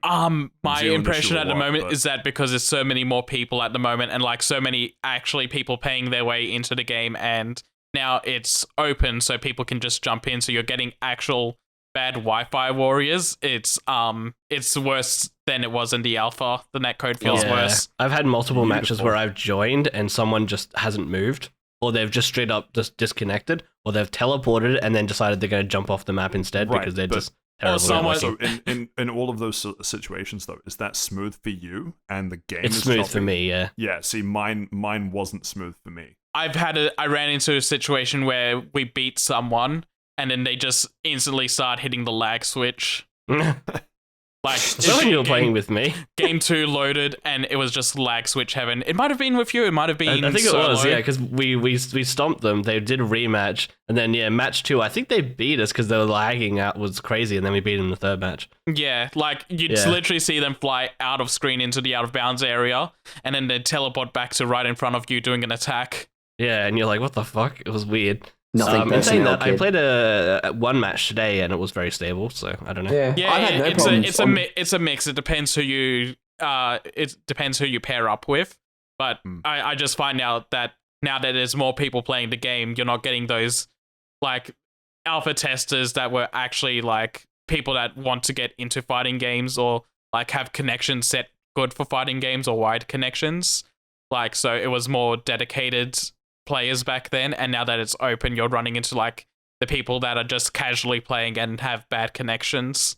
What tier do you guys think Rick and Morty is going to be when they get added to the game soon? Pickle I tea. think that Yeah. Rick will be terrible, and that Morty will be OP, just because people want it to be the other way around. I think Rick enough. has a good chance to be an A tier, and Morty will probably be a B tier. Wait, are they one character or two characters? Two characters. Okay, good. Yeah, that's what I thought. I had a moment. And Has anyone LeBron James versed just LeBron came yet? out today. I did. Yeah, I haven't I versed did. him yet. I did verse one LeBron today. He obviously had no fucking clue what he was doing. I was about to buy LeBron James, and then I realized I didn't have Shaggy unlocked anymore, so I had to go and buy him instead. Now I've got to earn understandable. coins to get to LeBron. yeah, and it takes so long to earn coins. I Like, don't it's- find it. I, I don't find it that bad. I think I can find it pretty unlock a bad. character a day, basically. How many? Well, that Is means you're there, playing like at like what 20 games a day then, because you're only getting Yeah. like oh, Yeah, but I find that the games go pretty quickly. Is there a daily or weekly Yeah. cap? No, not that I've no, seen. thank God. But, thank um, This God. doesn't fit the Unite method. Oh, but, God, alright, man. So I'm An in. easy way to get coins is to do character progressions, Yeah. and I think once you start progressing through a few characters, it'll start trickling down, slowing down a whole lot. At that point, you should have the characters unlocked, though, so you don't need the coins. Save up for the next bunch of character releases. Yeah, I their guess. schedule is crazy. LeBron now, I assume part of it's beta, but are they? Do you know what beyond Rick and Morty they have in store? Like We know leaks, but we don't know who is coming Yeah, we up don't know next. the timeline. Yeah. I reckon Harry Potter will be in line with that Harry Potter game that comes out. Oh yeah, in October. 100%. Yeah. Please, God, no, don't add Harry Potter. Stop giving Rowling money, please. Oh, well, doesn't matter. That's when I stopped playing the game. You can't burn her money fast enough, honestly. Yeah. You'll stop playing that well before that, Josh. I'll tell you that much. Maybe not. If like a casual brawler, something I can pick up and play, sort of like what I do with Rocket League and just pick up and play every now and then, I could see myself playing that. sort of like what you do with Pokemon Unite. I'm not doing that with Unite. Oh man, speaking of Unite, they just showed off a picture of Azumarill in a Rockstar outfit. It's fantastic. It's horrible. Yeah, part of me really wants to get back into Unite just because there are so many more Pokemon now, and a lot of them are Pokemon that I really want to try and see how they play and stuff. Yeah. Other part of me doesn't want to fight that many 8-year-olds, so My I brother just don't still want to fight the monetization. Thank my you. brother still plays, and he reckons it's unironically a skill issue. He's never paid $1, and he has had no problem with it. But I think he plays with like a group of like friends, and a group of like 4 or 5 friends will always do better. yeah. Than Yeah. people Same, that don't same know with each other. every Yeah, all MOBA MOBAs, yeah. game. Also, Yeah. if you're still playing it at this point, then you have high level stuff, so you can't just do what the Marchants were doing or whatever, where they just like buy all of their stuff and then level it up so that they have massive bonuses over the level 1, level 2 people. And that's where I had the issues. So if you'd played it even for a couple of weeks or whatever, you'd probably get over that initial hump, but Yeah, Until I think then, you're it's just I think you're being disgusting. dramatic about it. I didn't mind it. I'm really not. Like, literally one guy was like 1v5ing our entire team, and we could do Yeah, that was the nothing, last so- time I played. Like, Yeah. one Marchamp with Yeah, max I out was the stuff one. was. One Ah, Marchamp yeah. with max out stuff was just easily soloing everyone. I don't remember who it was, not but there was fun. like a YouTube video of a guy that just dumped like $100 or $1,000 or whatever that it was was. critical. Yeah, Critical? Yeah, well- into Absol, yeah. Yeah, and then he just like literally just won every single match. Like he just like no one could fight him because I don't everyone know. was still really I early. reckon it was a bit probably shopped. He's probably definitely putting it on. Like it definitely was pretty bad, but I don't know. It was think unplayable from my perspective. But yeah. I was a Marchamp main on my way to Master. Anyway, What did I doesn't do? matter. I really Alan like. Flaming? When I played, I really liked Snorlax. Oh, that Snorlax was my favorite too. Yeah. sounds like we want to go back into Unite, fellas. Nah, Only No, free to if play they games. put it on PC, I'll play it. What do you mean? It's all on PC. It's not on PC. PCs, phones, and Switch. It's on everything. But What? It's not. I- It's not on PC. is it? no, it was It's on- Switch and no, mobile it's on only. phones and Switch Switch. and mobile. Yeah. Oh, I thought it was on PC as well. Come All right, on, sorry, but- Steve. You can't sorry. put a free-to-play mobile game on a PC. What are you on about? Diablo Immortal did. I just looked it up. Nintendo Switch, Android, and iOS. Yeah. Oh, I Yeah, if it was swear. on PC, I'd probably play it. Oh, sorry about that. I thought it was. Oh. This I man don't accept spreading your apology, but, misinformation. yeah. All right. Well, Which is I wasn't, crazy because I wasn't you know, apologizing most- to you. I was apologizing to the listeners. Oh, yeah, fair enough. They don't people accept would your apology probably- either. Most people probably just use an Android emulator to play it on PC. Yeah, anyway, so why Yeah, don't they but just because make they're it touch PC first controls, it would be shit. Oh, they've probably got. Oh, look, it doesn't matter. When's Pokemon Sleep coming out? It's Never. never coming out. party? I would Right. say when's Temtem coming out, but we got official. Yeah, we when got that it. is. So. Will the best part about it is I will not be buying it on release. Which is wild to me. Honestly, I would almost just buy it and gift it to you at this point. If you want to, I just don't agree with buying most games on release for full price. Fair. But anyway, Anyway, indeed. With that brings us to the end of Round of Lunch for this week. Thank you to everyone for that discussion. no worries. You're We get to welcome. move on to part. Thank you to everyone for that Round of Lunch discussion, except Steve. Except Stephen. Yeah. And thank you, listener. To part. Fucking. We're on to the news. Fuck you. Oh, it's on the Oh. docket first, Patrick. What? What's on the docket first? Well, it would be a question, and my question to you, Steve, is: could I speak to Champ? As in Marchamp? No, I'm looking for Champ. Is Champ there? No, Champ is not there. I don't think you can see him. Are you a supporter of the United States Marines? What? Because we have a military veteran that needs your help. And his name is John Cena. I don't know what's worse, the fact that Steve completely fucked all of my attempts to get that joke to where it should have been, or whether that was genuine confusion and he's never seen that video. It was a bit of both. I feel like most people haven't seen that video, so that bit's just not going to land, but to me it's It has fucking been like hilarious. 10 years since seen that it. video. Yeah, I haven't seen it in like 5 or 6 years. It's that one with the lady with the recording, right? It And is, then- yeah. Yeah, okay, It's the good. one. All right, yeah, good. Yeah. I haven't seen Uh, it in wait. a while. Should we talk about him? We don't No, I think that's all usually the answers I report need, really. on We can we, move on. we don't usually talk about Fortnite unless it's something extremely funny, like Naruto being added to Fortnite. Very So good. Tatabayo. so in keeping up with that tradition, John Cena is being added to Fortnite, so we need to talk about that one. But he won't be invisible. We can I see do him, like that headline. even though he's pimped out in "You Can't See Me" gear. They're also doing Yeah. They're also going Oh, to no, add his yeah. taunt as an emote. That's pretty cool. If it doesn't make you disappear when you do it, what's the fucking point? Like, 0 out of 10. They Yeah, it is also sort of have taking the piss. they also are putting in a hand-shaped pickaxe that says "You can't see me" on it. Alrighty So then. impractical as a pickaxe. What are they thinking? Okay, if you believe that anything is coherent in the Fortnite universe at this point, you're out of your fucking mind. So- All I so- know is that they perfected the game when they made it so you could thank the bus driver. All right. Yeah, look, To add we more peaked. salts to the wound of this WWE corner, Rocket League is also adding a John Cena aesthetic to cars, as well as a Roman Reigns aesthetic. And Fall Guys will be adding The Undertaker, Xavier Woods, and Asuka skins, which I may need to load So up it's- Fall Guys and get those skins. That's crazy because I heard that they weren't even going to like make the Undertaker into like the Fall Guys like jelly bean. They were just going to literally put the Undertaker into Fall Guys. He just That'd be tombstones the kinda jelly dope. beans until he wins. he throws him off the top of the cell, Mick Foley style. 15 feet drop through a table. Do any of you guys even play Fall Guys? Like, it went free to play recently. I haven't played it really? in a while. The last time I played it was for the Nier skins, I think. So a bunch of people were playing it that I knew, and I bought it, and then I was like, does anyone want to play? Like, I downloaded it, and they were like, oh, we don't play that anymore, so I refunded it on Steam. This you never get caught up to trends, big fella. Yeah, so I never got to play it. You downloaded it like a week too late. Sorry, I had to wait for a pay cycle. Yeah. The lesson here is watching, never try. Creators play it, but it's not like those sorts of games aren't ones that I typically find enjoyable, but I find it entertaining to watch other people play them. Like, I don't know, I enjoy Are we thinking of Friday? being strangely good at Fall Guys. Should we start playing it, fellas? No. Is this when our Twitch career finally... Is it in VR? Like, It would be the fall of the guys. No, definitely They have Among Us VR coming out. Among Us? you know what? I'm going to play that, man. I'm actually going to play it. Among Us is on Game Pass. Hey, Seth, you have Josh's address. You could play Among Us VR in real life with Josh.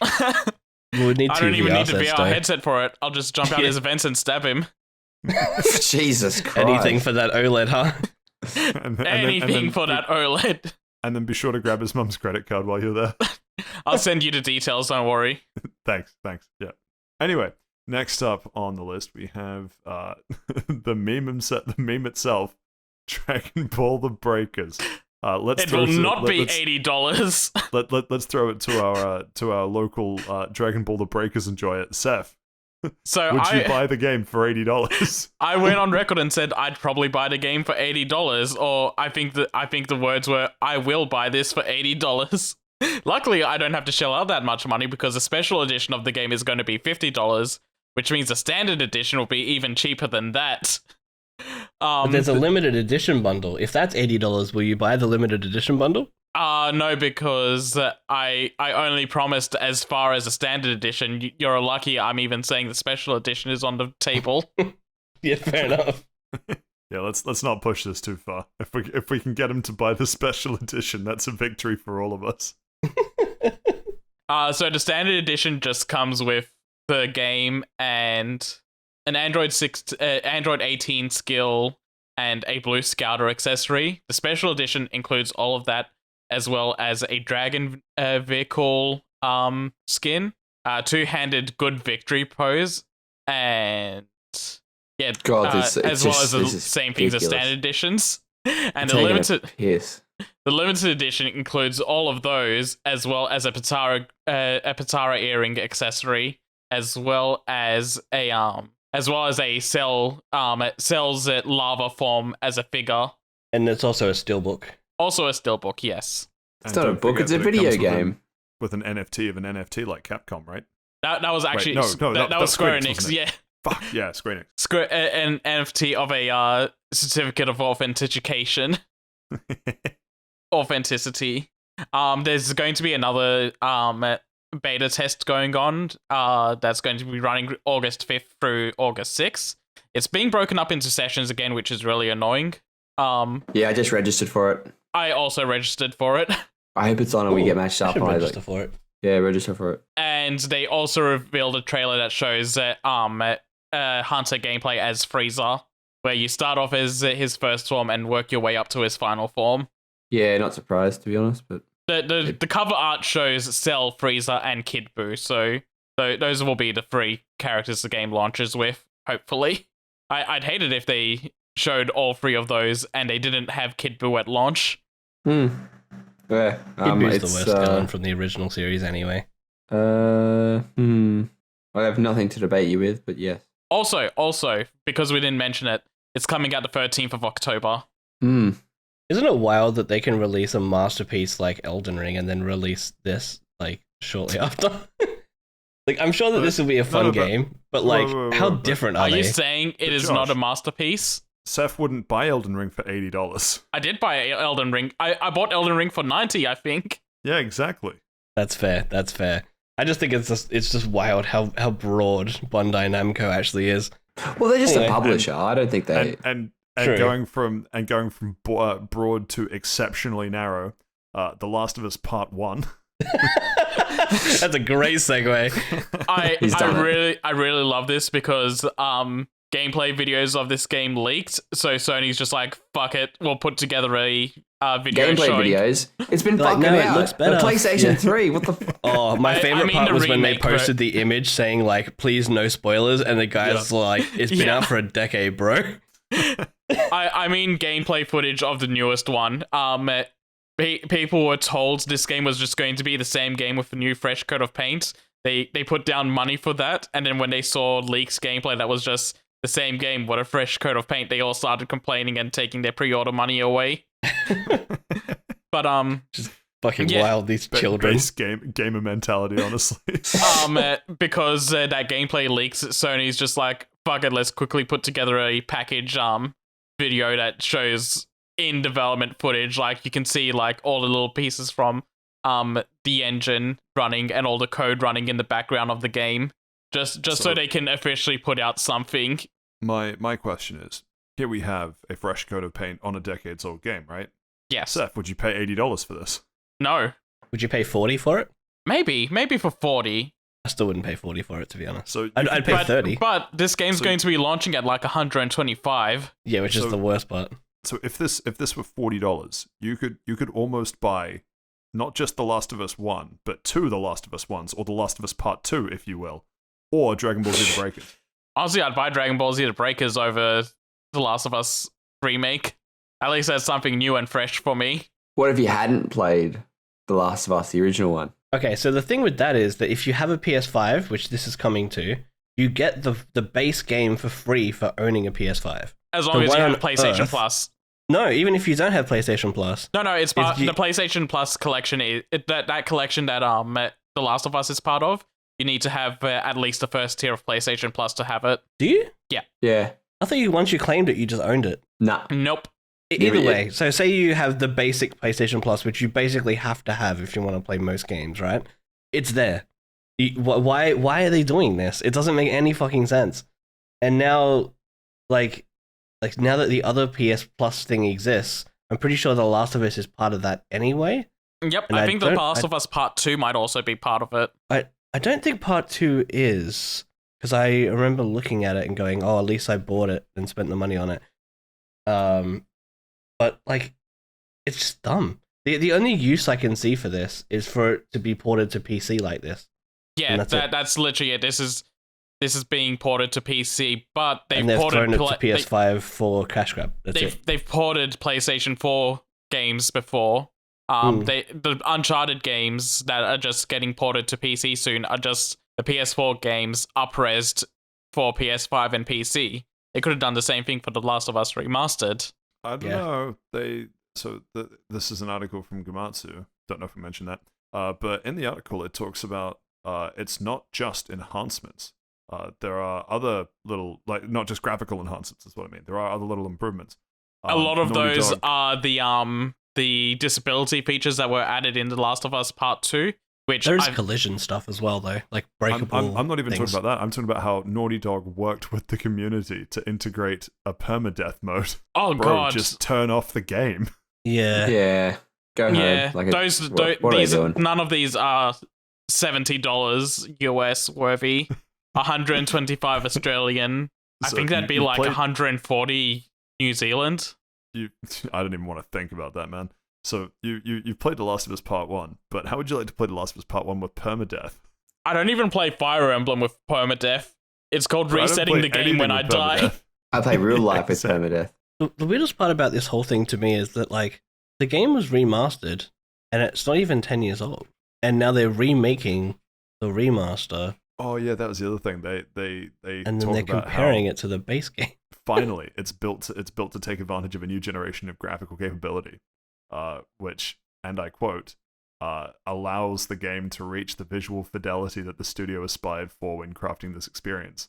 So they're going does to that mean? Yeah, can we expect that for the PlayStation 6? Exactly. Does that mean that when they inevitably do a remaster for the PlayStation 6 or 7, that this will now be surpassing the graphical fidelity that it was aspired to for the studio, and then the studio's like, hold up, we can't. We need to make it look worse. So I can't.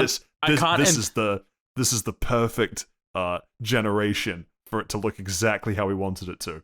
And if it comes out on a future generation, so help me God, I will make it look worse. I can't entirely put the faults on Naughty Dog for this because this wasn't even originally their projects.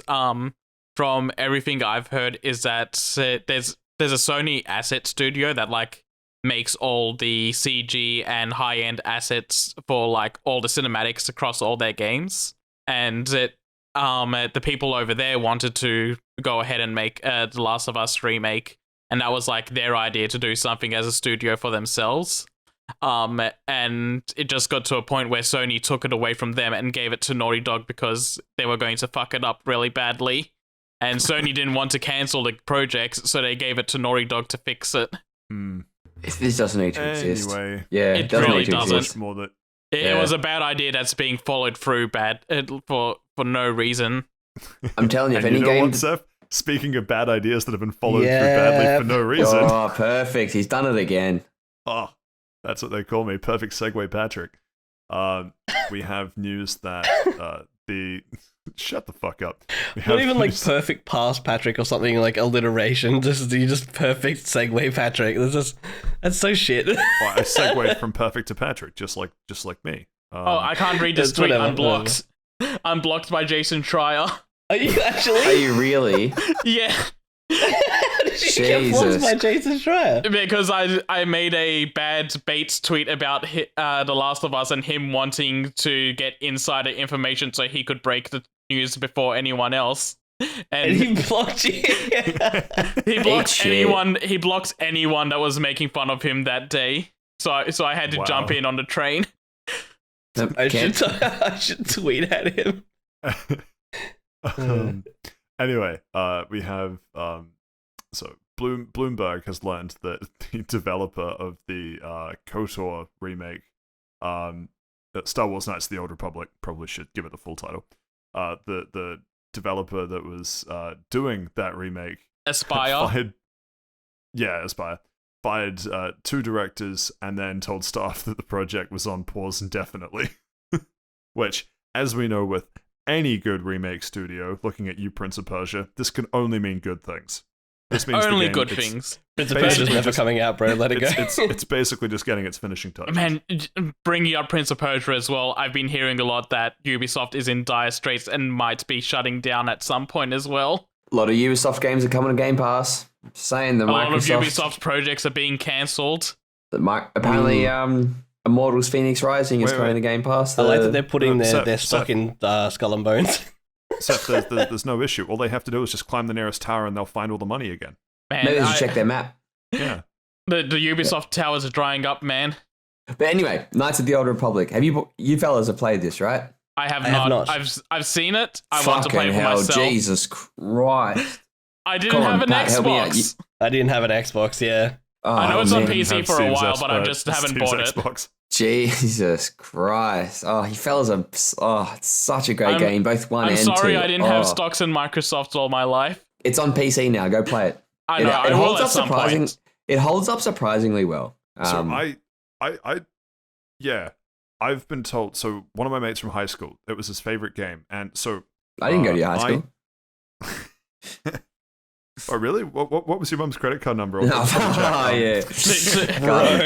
The Star Wars Complete Collection bundle on Steam is currently 23% off, and the total price is $326.14. Oh God. That's almost 2 The Last of Us Part 1 remade for PS5. That is all 26 items for Star Wars games that I do not currently own right now. Do you know the worst part? I have Knights of the Old Republic and Knights of the Old Republic 2 on Steam. I just haven't installed them and played them. Yeah, Play them. They're really good. That's my boat as well, because I got them at the same time as Fallout 3, and I heard that Fallout 3 was this amazing thing that I should go and play.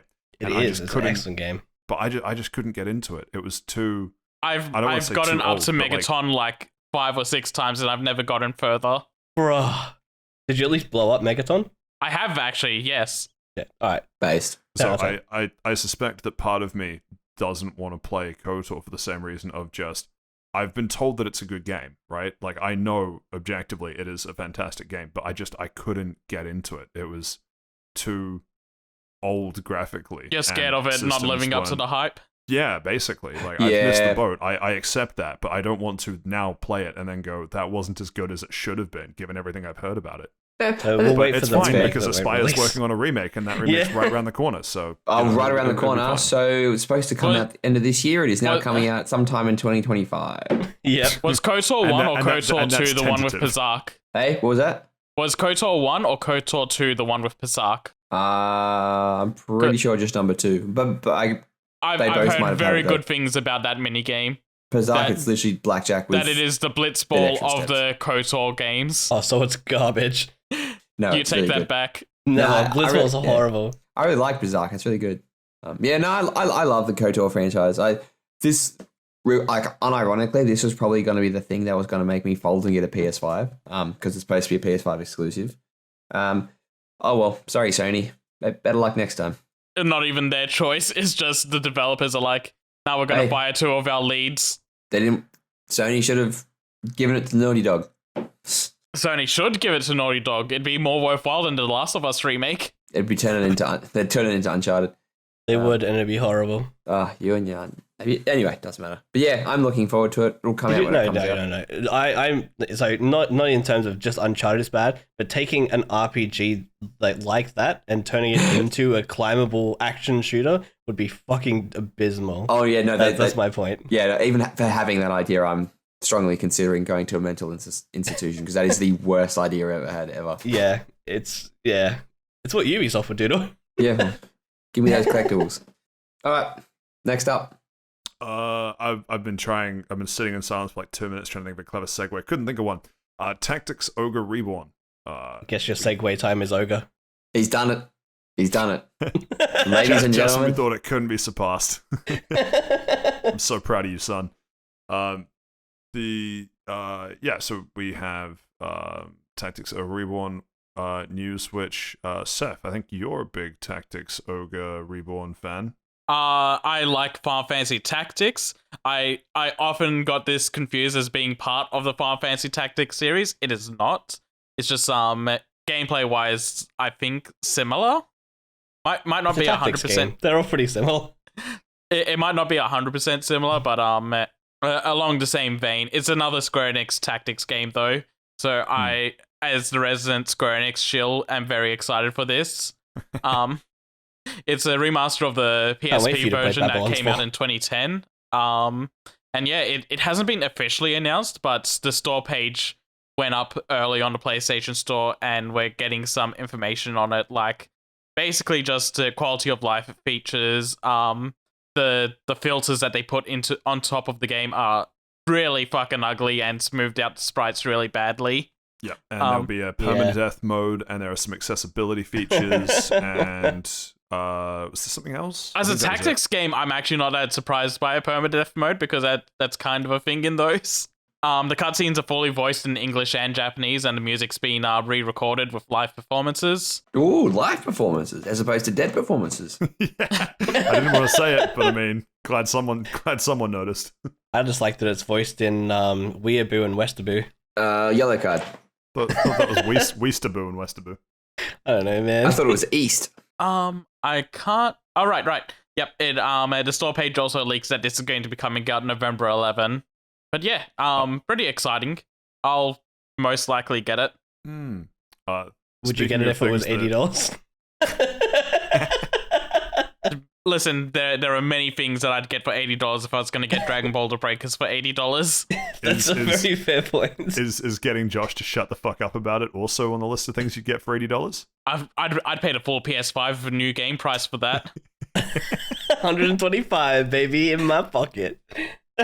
Also, before That's the we most I've move ever on, paid for you, Josh. before we move on, breaking news. They've just announced that the next wave of Mario Kart DLC courses are coming out August 4th. We're getting some more stages based on the mobile game. So we're getting New York Minute. We're getting SNES Mario Circuit 3, N64 Calamari Desert, and Also the goat of all time, DS Waluigi Pinball. Yes. Nice. Oh my god, yes. We're also getting Tour Sydney Sprint, GBA Snowland, Wii Mushroom Gorge, and Sky High Sunday, which I'm not sure if that's a new track or not. I don't think it is. Aren't a bunch of them from that mobile game that came out?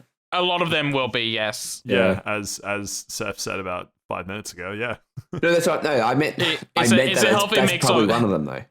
Yeah, it might be. That's it. But yeah, it's a big healthy mix of mobile tracks and classic tracks. I am really excited for Waluigi Pinball. That's always been one of my favorite tracks. Something that No, I'm really Sky High excited Sunday is for. a new track. Sky High Sunday is 100% a new track. So that's good to see that they're also throwing in new things in there. Speaking of throwing new things in there, we have fucking saved it. Oh god, I'm so proud of that. We have The segues dinosaur don't work as introduction. well when you celebrate them. Well, I don't know if you noticed, I tried to segue 3 times, and each time you fucked it, I managed to make a new segue out of when you stopped talking next, and then you fucked the next one. So I'm going to celebrate this one, all right? We have the dinosaur introduction trailer for Exoprimal dropping. I am super excited for this. I'm so keen for this game. There's so many Yeah. dinosaurs. One of them looks like Moltres. Yeah, it does. yeah. Shiny Galarian Moltres. I'm on the fence. Oh, no, I'm I so would have keen for liked this this game. trailer so much more if they introduced the dinosaurs Poke-Rap style. Oh, the PC closed network test is available to sign up for. Yeah, but we won't be able to get it until the second wave. The first wave of I think the first wave actually already happened, but that was US only or North America it was only. July 11. And then session 2 is July 25. Session 3 is August 7th. Yeah, Cool. I think it's not open for us until session 3. Still, I signed up for that when man. I could. Yeah, I've signed up for it too. Keen. This game just looks so fantastic. I really like that at the end they show that you can have a T-Rex on a leash as your pet. Oh, it's awesome, Yeah. man. I'm so keen for this game. Like this is a game that I would consider pre-ordering, honestly. I'm begging you, don't. Never pre-order games. It's not even out yet. You're falling for marketing. I'm telling you. I know. They also show off that Dinosaurs like a and lot mechs, of like- they also show off that a lot of dinosaurs have like different states. So like there's like poisonous versions of dinosaurs or volcanic versions of them. So it's not just straight up just a dinosaur. There's variations on them to spice up the gameplay. Mm. They hint at a Neo T-Rex, but they don't show it. They just make you dread it for a little bit. Probably Fulguranjanath. Seething. Based. I can't wait for Seething Beetle games. Oh, I rats. can. No, I've still got the monster to talk. No. Anyway, I can come up with a funny segue, but I really can't because I don't know anything that would be a meta joke. While Steve It struggles worked. on his quest to remain relevant, we Ah, have news ha, ha. that Ha! That was a good one. That was a Thank good you. one. We have news that Meta's Oculus Quest 2 is going up by $100. This But is so don't worry. fucking stupid. You might ask, but where does my extra $100 go? Straight to Mark Zuckerberg's cocaine bowl. And what I mean by that is long-term investments in VR that they've already spent billions of dollars on. So what's an extra $100 to mom and pop? Am I right, fellas?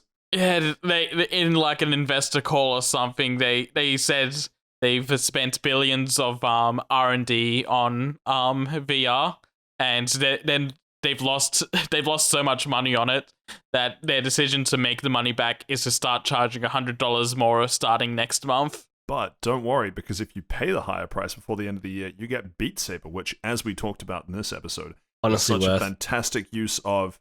Wait, it was $100, right, Josh? Yeah. It totally wasn't like $35, no, or $39, I think. Shane? Okay, so hear me out. You can buy a more expensive a more expensive Quest 2, right? And it will come with Beat Saber, but you can use the money that you didn't spend on Beat Saber, Dragon Ball Z: The Breakers. Almost. Worth. You and that. No, I kind of understand this. Like, they were already losing money on this from my understanding. And they also mentioned that manufacturing costs have gone up, which yeah, that's what I was about to say. Manufacturing costs for electronic components around the Yeah. world have gone up. that like- part is the most believable. Yeah. But I don't So see I'm- how offsetting the cost onto the user in a field that's already like people are wary of getting into because of high prices, making the price Oh, no. higher how Yeah, does no. that? You're not attracting All more of it. people by doing that. All of it is stupid. What they should do is they should just make the headset smaller, because if they're, if they want to charge the same amount of money, just give us less headset. Well, looks like inflation's hitting us all. And if you don't believe me, Google inflation rule 34. No, please don't. Make sure Safe Search is turned off and you're on your work PC. No, I understand why it's gone up, and it's a very expected move on my part. Everyone's making a big deal of it, but like the fact is that it was the cheapest. It still is the cheapest, and it's they need to be able to not even necessarily like stop losing money with it, but maybe stop hemorrhaging as much money by offsetting some of the manufacturing costs. Even the shipping costs around the world right now have driven up the cost of so much stuff. So I'm not surprised at all that it's gone up by $100. I do find it kind of funny though, in that like billions of dollars of investment, they're like, fuck, we're bleeding a shit ton of money. Meanwhile, fucking Valve and HTC, like, hey, yeah, headsets are expensive, but you're gonna buy them. Yeah, I mean, well, they're much better. So, but you get what you pay for.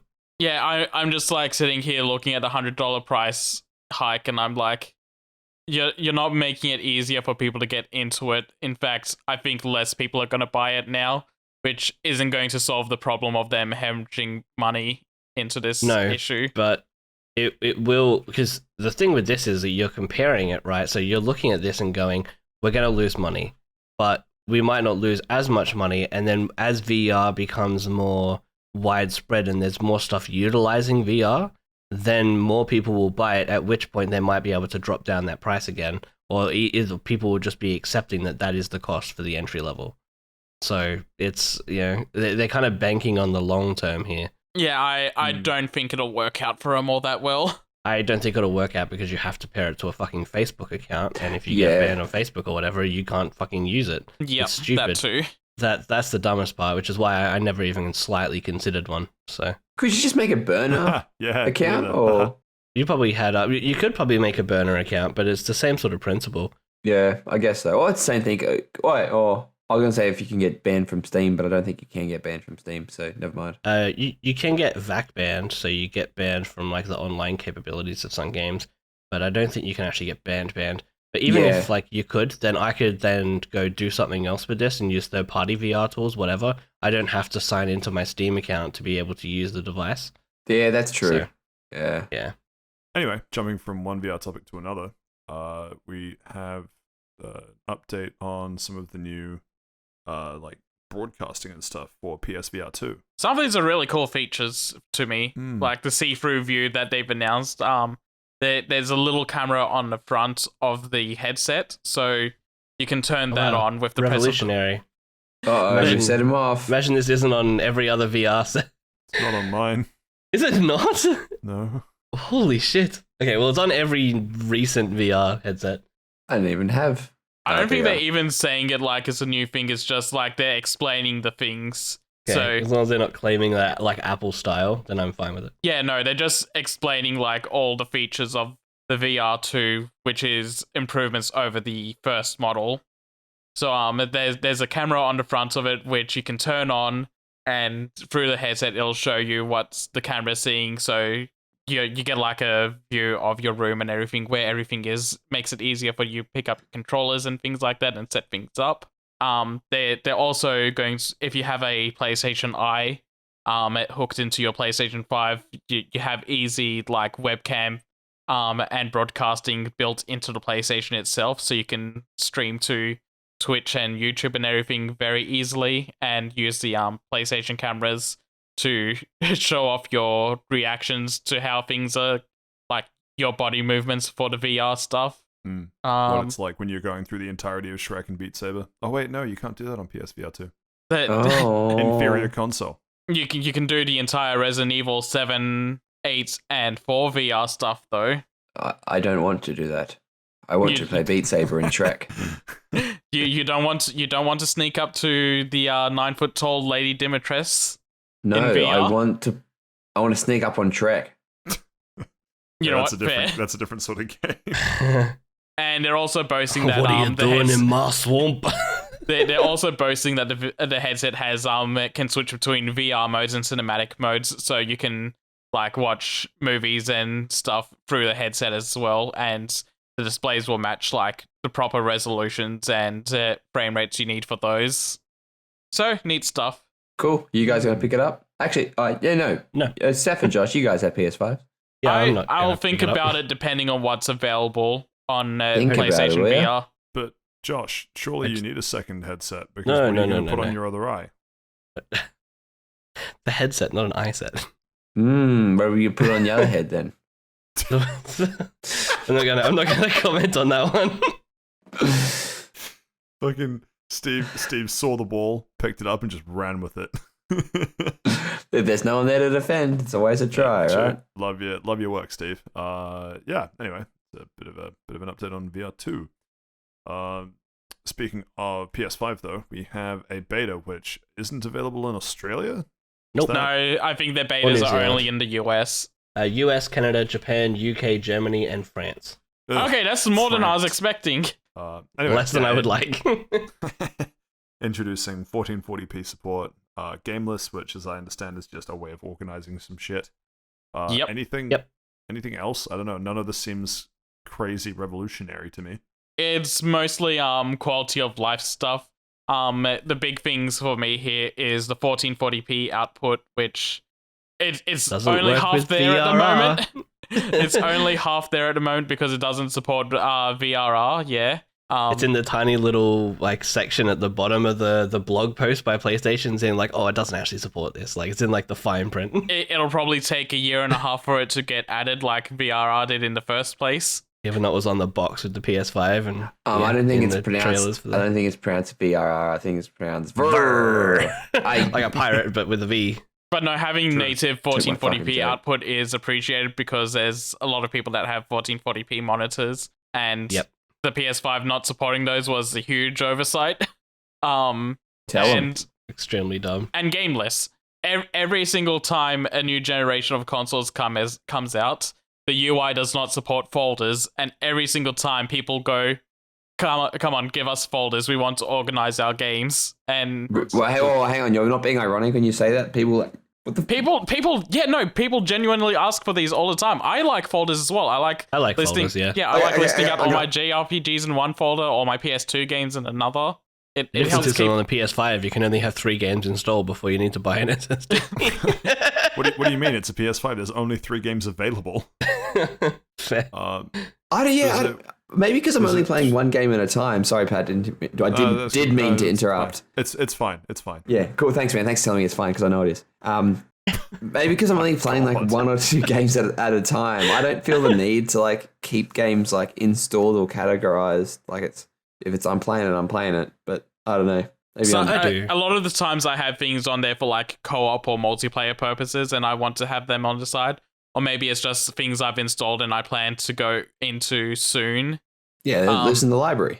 Yeah, it lives in the library, but I don't. The library is so far away. Having it like a folder that's one button press away is much nicer. We have to navigate to the folder. I guess.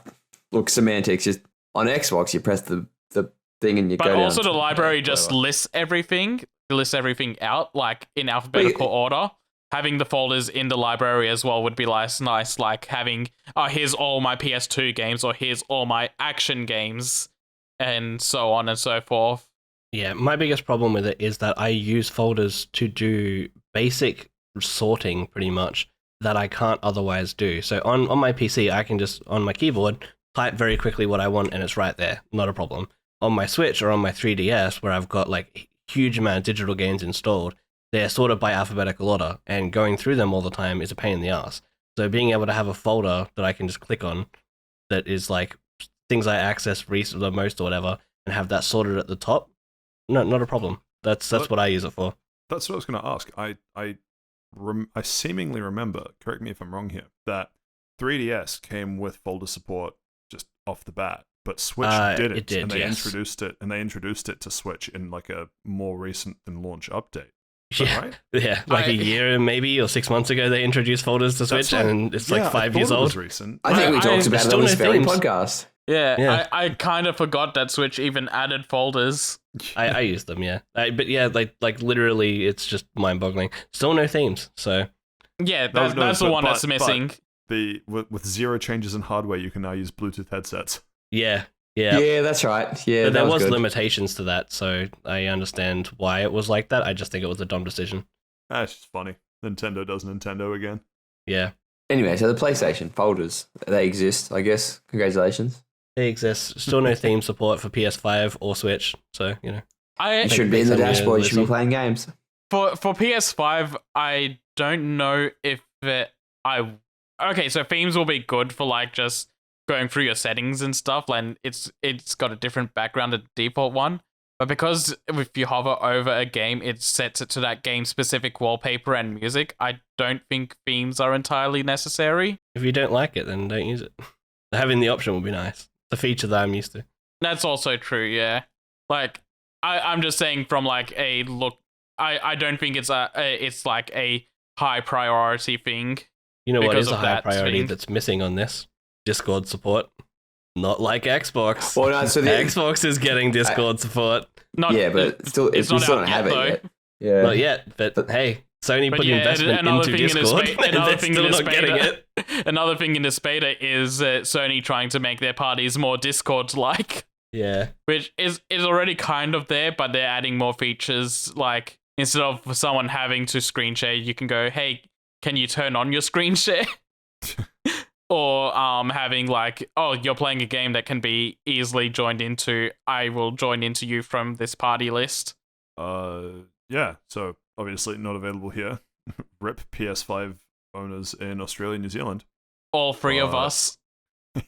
One game each. But will the Sony PS6 be the first in the series to have themes? We're not sure, but there is something else that has a 6 that will be the first in the series, and that's GTA 6 having. That was the worst segue of the episode we far. It was, yes. Try again. There's going to be a female in GTA 6. Don't try again. Just murder them live on podcast. Oh my god, Patrick, how did you get in? I'll make Josh watch. Well, Watch as you plan out your segues. while you're planning out your segues, give me the numbers on your mum's credit card. God fucking damn it. You've made that joke 5 times this episode. Yeah? It's been like 10 times total, I think. You know what? And You know what, Seth? Give me your mum's credit card details and make it on and 6. there it is. So much like how that was the 6th joke, Grand Theft Auto 6 has been announced to have a female main character for the first time in the series history. Boom, saved it. Don't call me a hero. A female Latina at that. Not as good as GTA 3 digits on the back, though. What? Don't worry. Oh, fuck. Did it only just hit you then? I was saying silent because it was a bad joke. It was a terrible joke, but the fact that it didn't land is hilarious. I got 5 hours of sleep last night. Spent all day in the office. It's now 1:45 in the morning, right? Leave me GTA the 3, fuck unironically, alone. probably the GOAT, though. No, 5's good. According to the man that blocks me on Twitter, GTA 6 will take place in the fictional version of Miami and its surrounding areas, most likely confirming the return of Vice City. And it's also going to be continuously updated to support new missions and more cities in the future, which to me reads like live service game. The idea that you're trying to cover any kind of journalistic content by opening with, according to the man who blocked me on Twitter.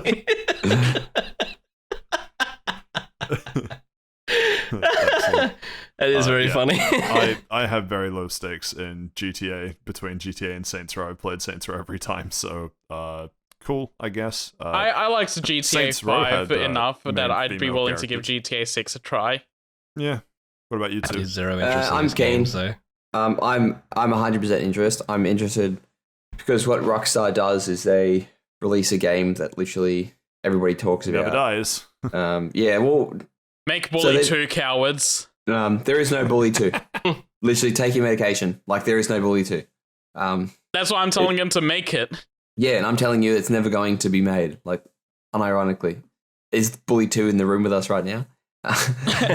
No, it's in my dreams. Oh, I think about it every night. Ah, God, I want Bully 2. I'm coping so hard right now. Taking out No, your but- frustrations on me for speaking out. Yeah. Yeah, I'm sorry. This is a moment of healing.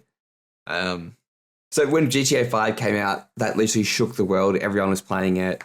And then Not everyone. for whatever reason, they released GTA. Oh, you don't count. Oh. They released Grand Theft Auto Online. And then that just And never that shook fucking the stopped. world. It shook my I've- mom's I've credit seen card with some, all like- those shark card transactions, man. Yeah. Well, so I was reading some interviews like around the time it came out because I was really keen for Grand Theft Auto Online, and it took like 6 months for it to finish it. And when it got released, it was shit, and they thought like it wouldn't go anywhere. And literally, here we are, unironically, 10 years later, or They 9 tried to years strike. later. They tried to catch lightning in a bottle twice by also doing Red Dead Online, which absolutely blew up on them. Mm. Yeah, well, apparently they've like sort of ignored the Red Dead Online. Like they did a little bit at the start. They're and then shutting sort of it down abandoned now. it. Like Yeah, they've stopped support on it. yeah, there's some support on it, something like that. Yeah, like, and that doesn't surprise me at all. I imagine they couldn't support Red Dead Online and GTA Online at the same time, and GTA like, Online was yeah. just it had such a higher player count number and was doing more for them that they just well, made a decision yeah. to shut down Red Dead instead. Yeah, why build a new community when you've got one that's already like massive? And the amount of money that GTA Online has made for them, like, is eclipsed. They'd never need to make another game again. Like it's Well, no, that's the thing is that GTA 6 should be free. maybe with some skins, you might have to pay some money. Ooh, free to play Ooh. GTA model. I like it. I like it. Well, yeah, I'm very excited for it. Like Red Dead Redemption Battle 2. pass while you commit crime. I remember when Red Dead Redemption 2 came out, like it was fantastic. Like I didn't like it. Yep, okay, Seth, pack your stuff. Funny enough, The story was fantastic, but I did not like the way the game controlled. I'm the same. I was enjoying the story, but I hated the way that I had to shoot things. It was just shit. But the story was good. The making a character feel heavy is not the same as making your inputs delayed by 5 seconds. I'm sorry, that's not good game design. Delayed by 5 seconds. Are you sure the controller was plugged in, big fella? I never felt that. Anyway, whatever. We're not getting into this now. I'm exaggerating. No, you're not. I need to go back and play that. Fucking add it to the list, Steve. Your backlog's already fucking 40 games long. But yeah, I'm very 40, excited. that's rookie numbers. Well, that's just for Xbox Game Pass. When the games that I actually own. I bought One Piece the other day. Yeah. Why didn't you buy the whole Get to thing? that when I. Fuck you, that was funny. That was so fucking good. I was holding back the laugh. I'm sorry. No, that was good. That one was actually good, yes. That was a certified Bazinga moment. Jesus. Oh I will strangle you. But yeah, I'm very excited when GTA 6 comes out. It'll do the same thing that when Red Dead and Grand Theft Auto 5 came out. Everyone will play it, or most people will play it. It'll get a bunch of awards. It'll be a really good game. It will win literally close to every perfect award game. at the Jeff Keighley's Game Awards like Red Dead did. I don't know. Given that it came out on PS3, like or whatever that era is, Yeah. it'll stick around for 15 years. Well, yeah. But yeah, cool. That's all I have to say. I don't really care about the leaks. It seems like every 12 to 24 months, new information comes out about GTA 6. So I like the idea that they're going for like a Bonnie and Clyde sort of dynamic for the protagonist in this game. Well, unconfirmed leaks, let's not give them credit when it's not confirmed yet. But what if it does get confirmed and Then we were right? We'll give them credit then. Let's. But we could be talking about it now and like making headway into the discussion. Or he could be Or I literally. could be asleep. Yeah, like Pokemon Sleep. Remember that? I don't. Oh, what a game! Yeah, too busy sleeping on it, Hey, Sounds like right, Nintendo well, sleeping on it. sleeping with it. So in terms of human to Pokemon compatibility, Vaporeon. All right, close us out, Pat. Close us out. Please, God, get me makes out of a here. joke. He makes a joke, segues into another joke, and then drops a Vaporeon copy pasta, and then says, "Take us out, Pat." It's too much to unpack. Bro, it's 2 a.m. Just let me die. All right. Hey, it's only 10 to 12 where I am. Time zones are funny. Hey, Steven, I think you'd appreciate this. There is. Oh, he called me Steven, not Steve. I'm in trouble. There is a life-sized Inteleon plushie being released. Inteleon. How big is Inteleon? Like 6 foot tall? 4 foot. Jesus Christ, that's horrific. Horrific. $120 for a 4 foot tall Inteleon. It's not even a good Pokemon. Oh, yeah. And it's It's not posable. even a good Digimon. Like, Hey, there we go. All right, take us out, Pat. Blue Gex. The pain, Seth. All right, just because you sit there and think that you could, you sort of bypass the part where you should have thought about whether or not you should. I'm sorry, but Intellion looks like a blue Gex. The ending to this is worse than that time at that references house. Oh god, you've actually played the games. Don't need to know to play the games to know that. I've seen donkey videos before. Anyway, that brings us to the end of the news for this week. Ordinarily, there'd be an audience question here. I'm making the executive call that we're not doing one because it's 2 a.m. and I'm fucking tired. Yeah, that's my fault. I'm sorry, I got lost on the train. Sorry, audience member. Yeah, we will be back to audience questions from next week. Hopefully. I will make no promises. But that means that we are also at the end of this episode. Normally I'd chill on the back of the audience question, but I guess like if you relate to being tired and having 3 dependents needing to keep you up well past your bedtime. If you would like to send in your mum's credit card number for the podcast, follow us on patreon.com where you can put that number in and give us money monthly. We don't even have a Patreon. No, This just is where I just input my PayPal account. It's an Australian Patreon site, trust me. Why does it look like it was done in paint?